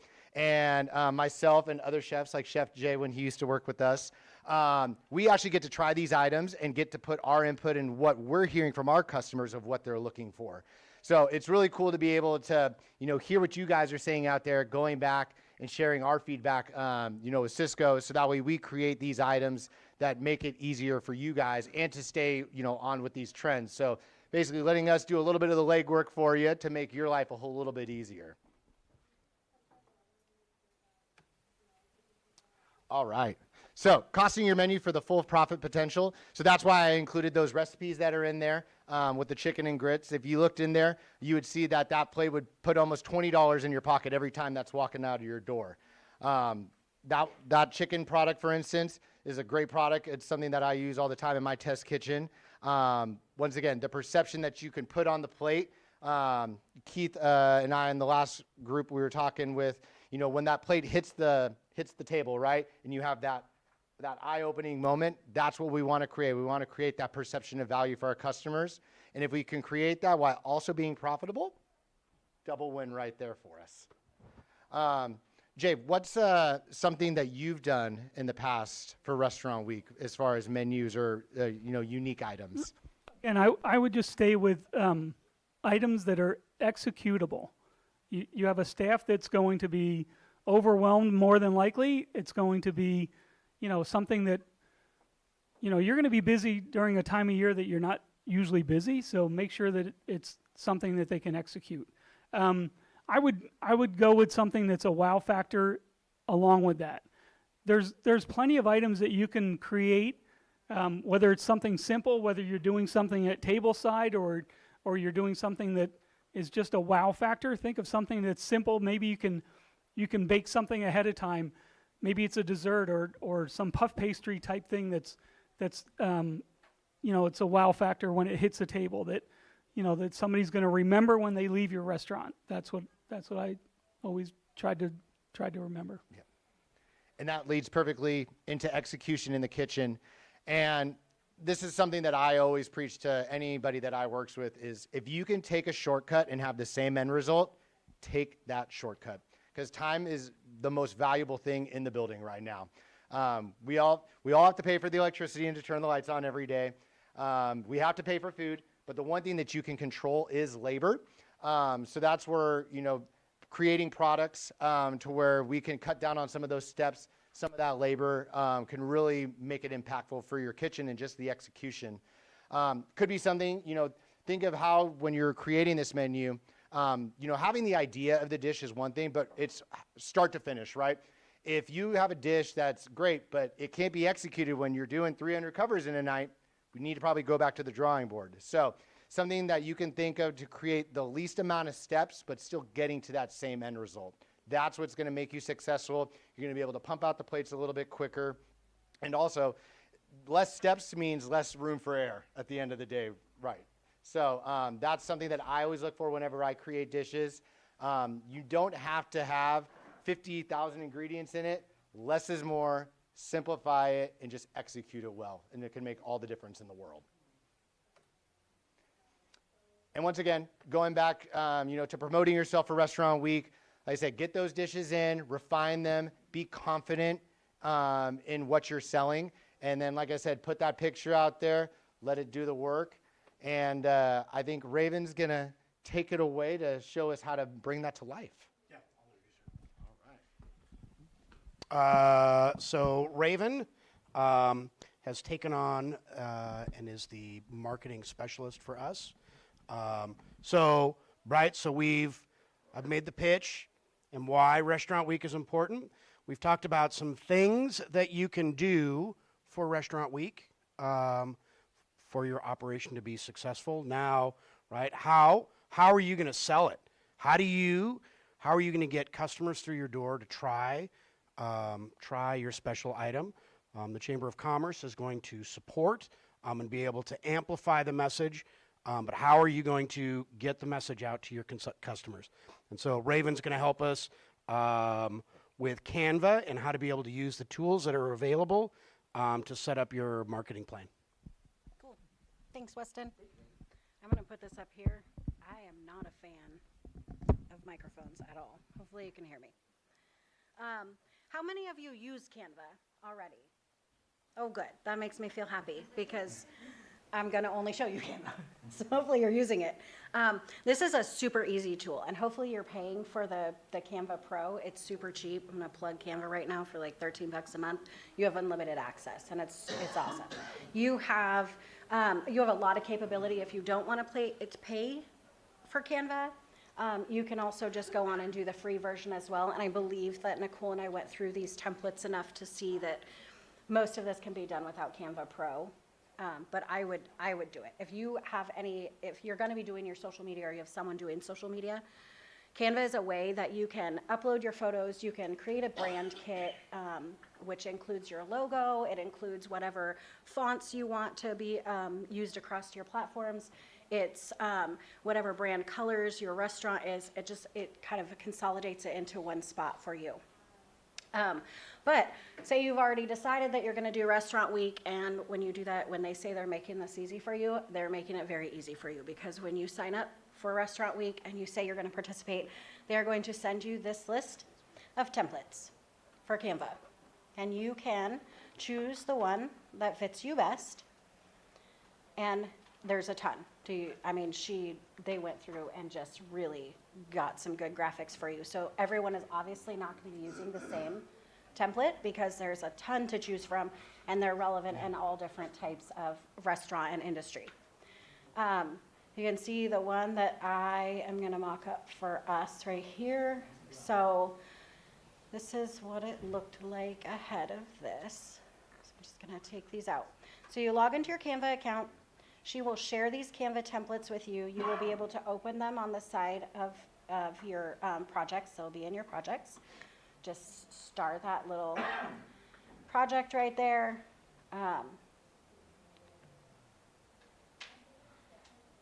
Star for you, and then it will just come up on the top of your list every time you open Canvas, so that when you're redoing your graphics, you can easily get to that.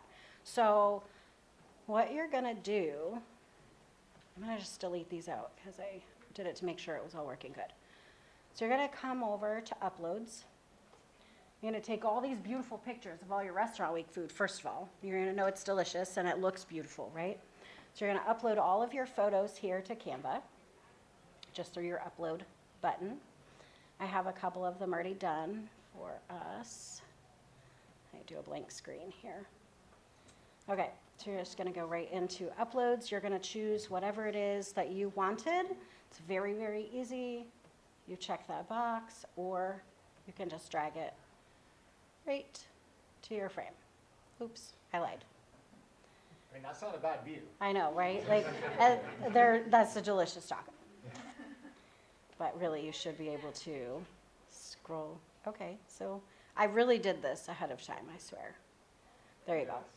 So then you just plug it right in. It is so simple, and everybody's time is so valuable, and this takes just a couple of minutes once you have your photos uploaded. You just, like I said, just drag it right on over. Any of these templates, oh, this is not my laptop, by the way. So, okay. It's usually very easy. I'm just gonna plug it in right there.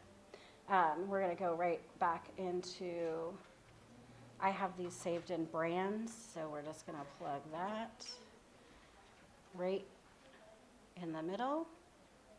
You can put it wherever you want. You can also go right here and background remove, and then you have your logo.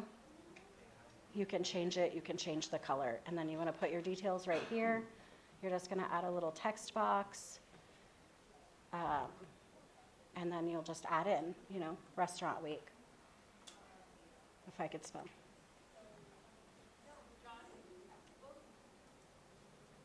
And then you'll, take that right into there. I don't know why this is seeming harder than it normally is right now, probably because everyone's watching me, so. No, that's not working at all.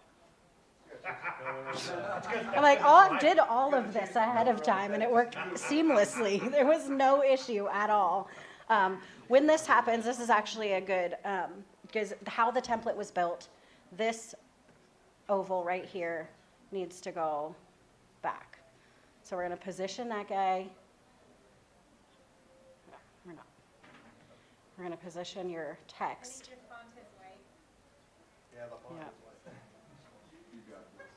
Yeah. Thanks. I mean, when no one was looking, it worked perfectly fine. So actually don't. I need that in black. And I want to bring it forward. What you want to do is just position it forward. Change your font to whatever it is, the font that you use. We tend to like Sumana for ours. And you just change that.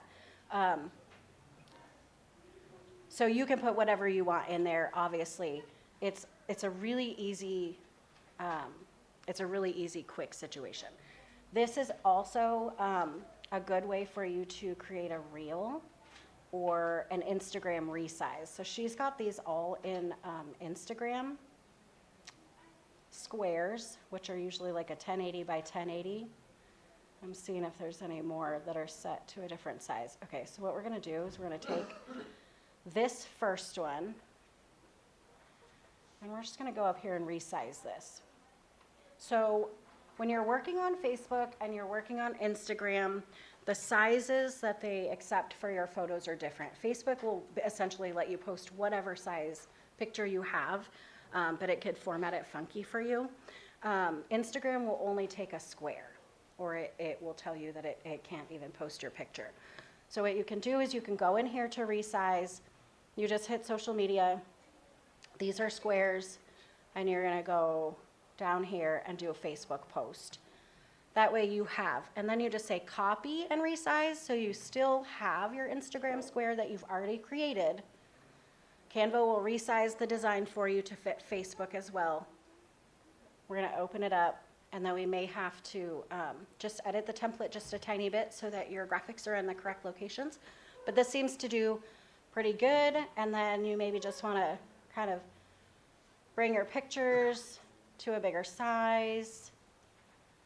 But then you're set to do this for Facebook, so then you would just, when you're downloading these, you download both. You want to download your Instagram square and your Facebook, and then you go into, if you use Meta for your social media, that's seamless as well because you can do both.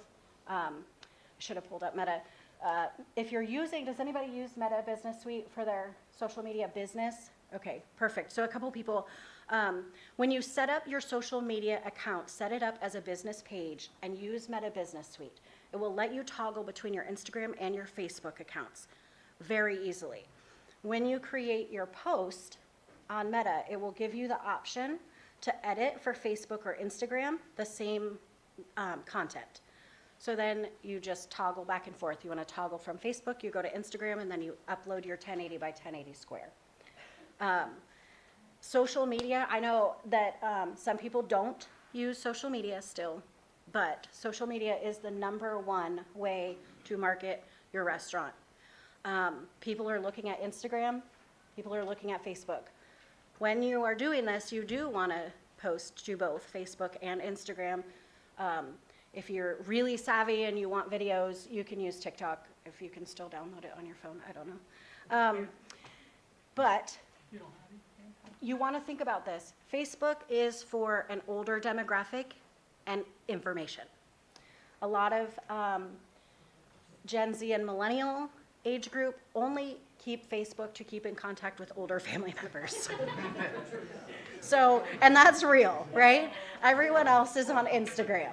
So market to everybody correctly. You just want to make sure that you're hitting your in every demographic, right? So make your Facebook post very informational for the people on Facebook who really want to have all that information. And then when you switch over to Instagram, just a short blurb, a catchy phrase, here's what we have, and a few hashtags, and then you're golden. You're going to get more response that way. But definitely market on social media. that's going to be your best bet right now. And it's everywhere, and it's mostly free, right? Does anybody have any questions? Yes. First of all, everybody knows they can actually make a flyer out of this, right? Everybody knows So you can that's make a in- flyer. So that's in the resize, so you can go right here into resize, and then you're gonna go print products, and you would just go down here. You should. Show flyer, magazine. What am I doing wrong, Clarissa? Flyer. Yeah, I'm just gonna go flyer. Okay. And then you can choose the size you want. I'm gonna go. Do portrait. Yeah. It might be a little long. And That's also okay, the I feel like setting. So if you guys are going to help us, if you will please send these in either a PDF, I can change it over to a PNG or a JPEG to put it out there on our website. You want them to send it in a PDF? Preferably Instead a of the PNG? They can, yeah. If Okay, they know how to because do that, that's fine, Canva, yes. that's the other thing about Canva. Canva is automatically gonna, I'll try to speak in this one. Canva is automatically gonna give you the option, but it will automatically save in a PNG, which is the best for sharing. And it will give you, let's see, it will give you what it feels the best size is as well. There's also the capability to say, and this is my cheater thing that I do. I say, because I love Pack and Mail, I'm also going to plug Pack and Mail in Lakeport because they're phenomenal. But what I'll say is you can go here, say you have your flyer all done, it's in the correct size. Just pretend you're going to print with Canva because it will tell you that you automatically have issues that need fixed, and you click that little button and it automatically fixes your issues for you. It's totally fine. And then you're gonna say, this is where the download PDF comes in. So if you use the editing tools like you're gonna print with Canva, it will download a PDF for you.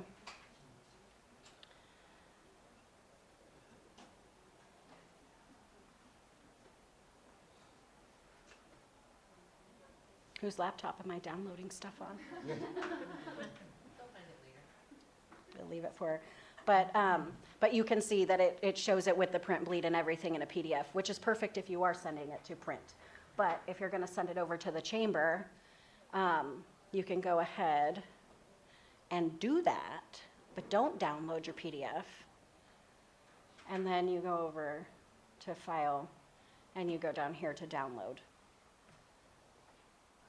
And then it's going to download for you in a PNG, which is what she wants. So you have everything you need. Really, you just need like 20 or 30 minutes, and you can get all your graphics done in all the sizes that you need.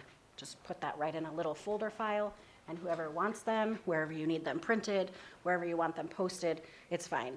And then if you want to, through the week, continually show different photos, you just pull that photo right out of there, upload and edit, and add a new photo. But it is very, very user-friendly. And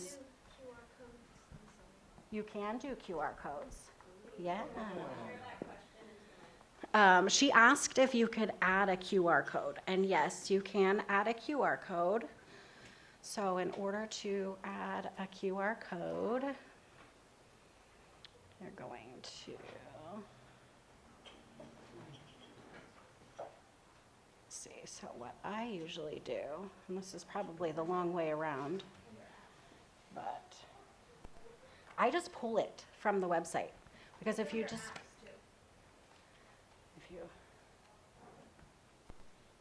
I usually just pull it from the website.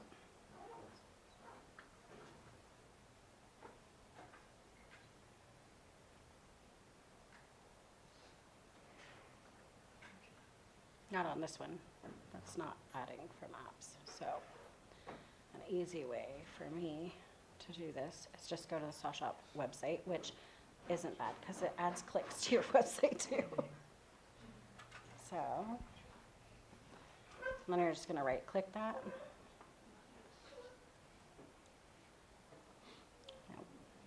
I wasn't prepared for that question. all right. No, it's good. It's fine. It's good. And yes, you can. And she's right. You should be able to just go to apps, but I'm getting myself worked up because it's. So you're still going outside of Canva? You should be able just from your computer, go in if you're using a laptop and hit apps and hit create QR code, and then it will bring up the link. And then you just put in the website link, your website link into that, and it will generate a small code. And I'm going to make that happen for you. But, uh-oh. I'm losing the laptop. Yeah, see, I've lost help me out here. Yeah. Okay. But then it's gonna take me, yeah. And then I need to go here.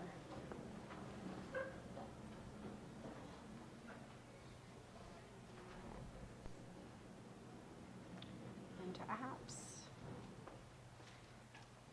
See, I don't know if it's, if you have to download, do you have to download that on the computer, on my laptop? No. So, You should. yeah, so it's not touchscreen. I know, it's sorry. not So touchscreen. go to apps. Right, but then if it's not Type in downloaded. no, it's okay. Type in should. QR codes. And then just the first one. Just click it. Clarissa's been marketing a lot longer than I have. I'm gonna Okay. use her. And then you can pick whichever one. The first one's free. Here, I'll cut you play and I'll talk. So if you use the apps function in Canva, you can just use the first one. Make sure you have your link copied of where you want it to go, right? Because you want to direct your your customers where you want them to go directly to your website to get the information, right? So once you have that copied, then you can paste it into the QR code formatter, and then you will just hit done, and it'll actually pop it out like a graphic for you to add to your flyer. And it's also much easier if you use a mouse. On your own computer, because for whatever reason, I still have issue with that. There you go. Click on customize. You can customize it too, so if you want the black to be a different color, you can do that. You can make the white outline be much smaller. You can then make that big, small, and any updates you do, just make sure you hit the update code and it'll automatically update on your flyer for you. Thank you, Clarissa. Thank you, Vanna. I appreciate you. All right, so there's lots of possibilities. And I thank you for the question because I didn't even think about QR code. But that was a good question. So I have a question. So on Facebook, the groups are very popular, right? So do you guys have success with posting your restaurant in the groups so that families and community know about what you're doing for Restaurant Week? We don't typically post into groups. Dang this thing. We don't typically post into groups. And some of that is because you have to follow each of those groups to post in those groups, and some of them have rules as to how much you can be posting within their group or what you're advertising. We could give it a try. If you have favorite groups that you use, you could.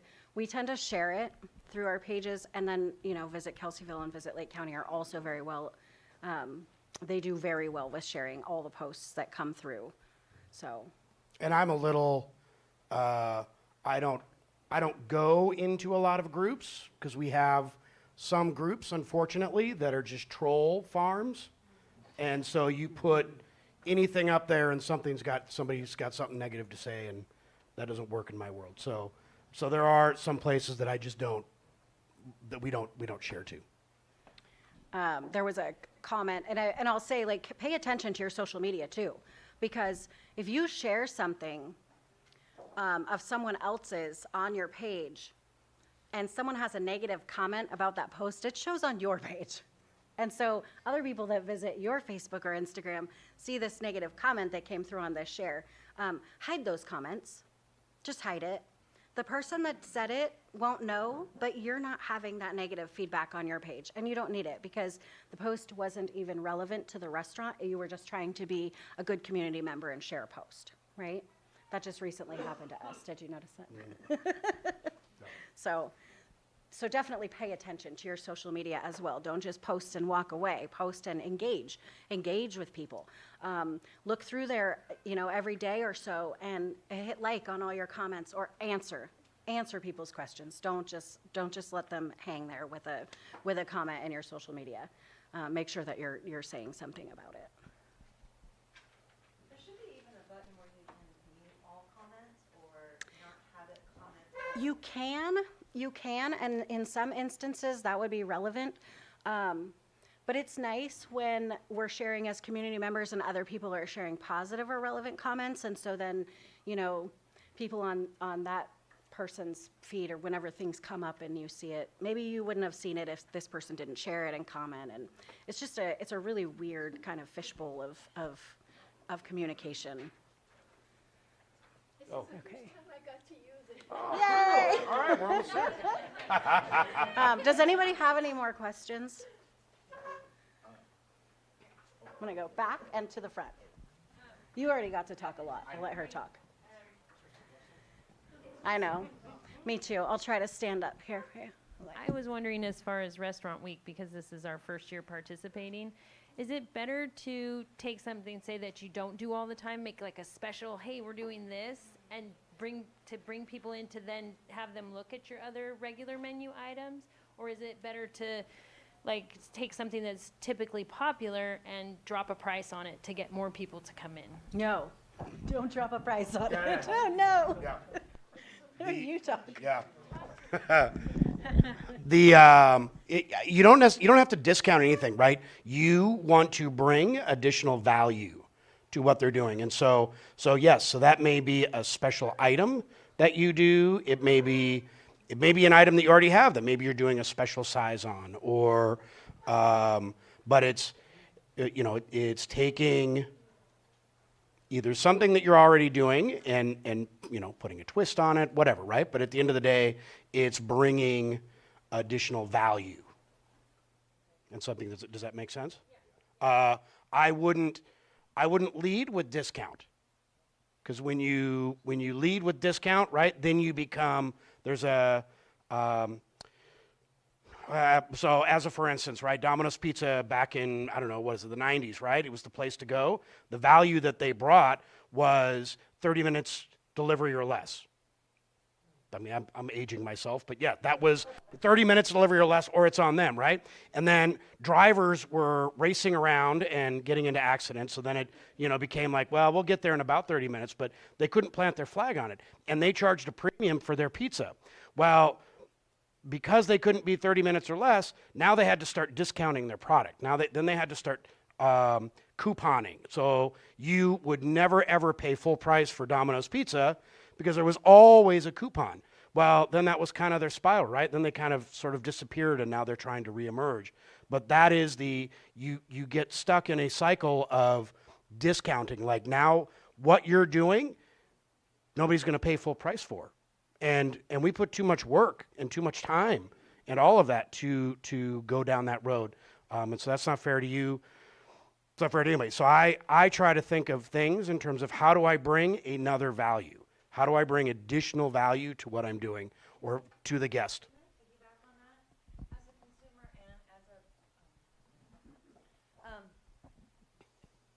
The idea of the value, but the value, I'm always attracted when it's like, oh, it's like a package. It's like, oh, I'll get a Thai iced tea with a bowl and a whatever for a discounted rate. But how do you feel about tying into that sort of strategy? With that said, huh? Yeah, I just feel like the humans in us we love a deal. And we love getting everything that we want for a deal. Well, And right. we're in I the mean, you business still of have desire, so with that one. I'm kind of going off topic here, but right, we are a population challenged area, so we don't have a large population base to go from. Everything is increasing, so it's really cool to be able to go. Yeah, I'd love to take $10 off everything that we do, but it's not possible, right? Increasing minimum wage, increasing food costs, increasing utilities. So you have to go, how do I bring an additional value? How do I ensure that the service that we're offering, the level of execution that we do, the you know, the little added extra, whatever that is for that guest, how do we bring that additional value to it? Because there's some things you can't, if you're going to try and compete on price, it's then just a race to the bottom. You can't, because it doesn't ultimately work. So you can add value by showcasing local purveyors that you're using. You can add value by showcasing what is house made. Thank you. That's why I'm here. I would like to say that I do organic homemade sourdough breads, and I would love to be featured on somebody's menu. So hit me up. That's a great value. Goddess right? of the mountain. Yep. I'm in all the Something to plan harvesters now. Yep. Harbin uses my bread on their sandwiches too. Yeah. Does any questions? So do I have restaurants that are in here now? I can expect all of you to sign up for Restaurant Week. Yes? Beauty. Yep. Yes. So on the, I think Amanda made a When handout. does it but open? Chamber, on the Chamber website. Oh, good. So I will also make a pitch. I'm on the Chamber board, just newly joined the board. And my goal, one of the things that I'm striving for, I have Don Smith back here, who's the president of the Chamber now. But for me is representation for restaurants, right? Our small businesses, our restaurants. To me, there is no more true business than restaurants. It is the true small business. It is the true small mom and pop. And to be able to support the food service industry in Lake County. So that's my little pitch for that. I look forward to Restaurant Week. I appreciate all of you for a great day. Did everybody get something today? All right. Thank you so much. So Thank you, register Raven. That was today awesome. before you Thank leave. Chef. Oh, yes. And then please fill this out. This helps us plan for next year. Please write overall up in the corner, and please rate that the whole program, 1 through 5, if you would, please. Overall, 1 through 5. Yes. Come get some home. It's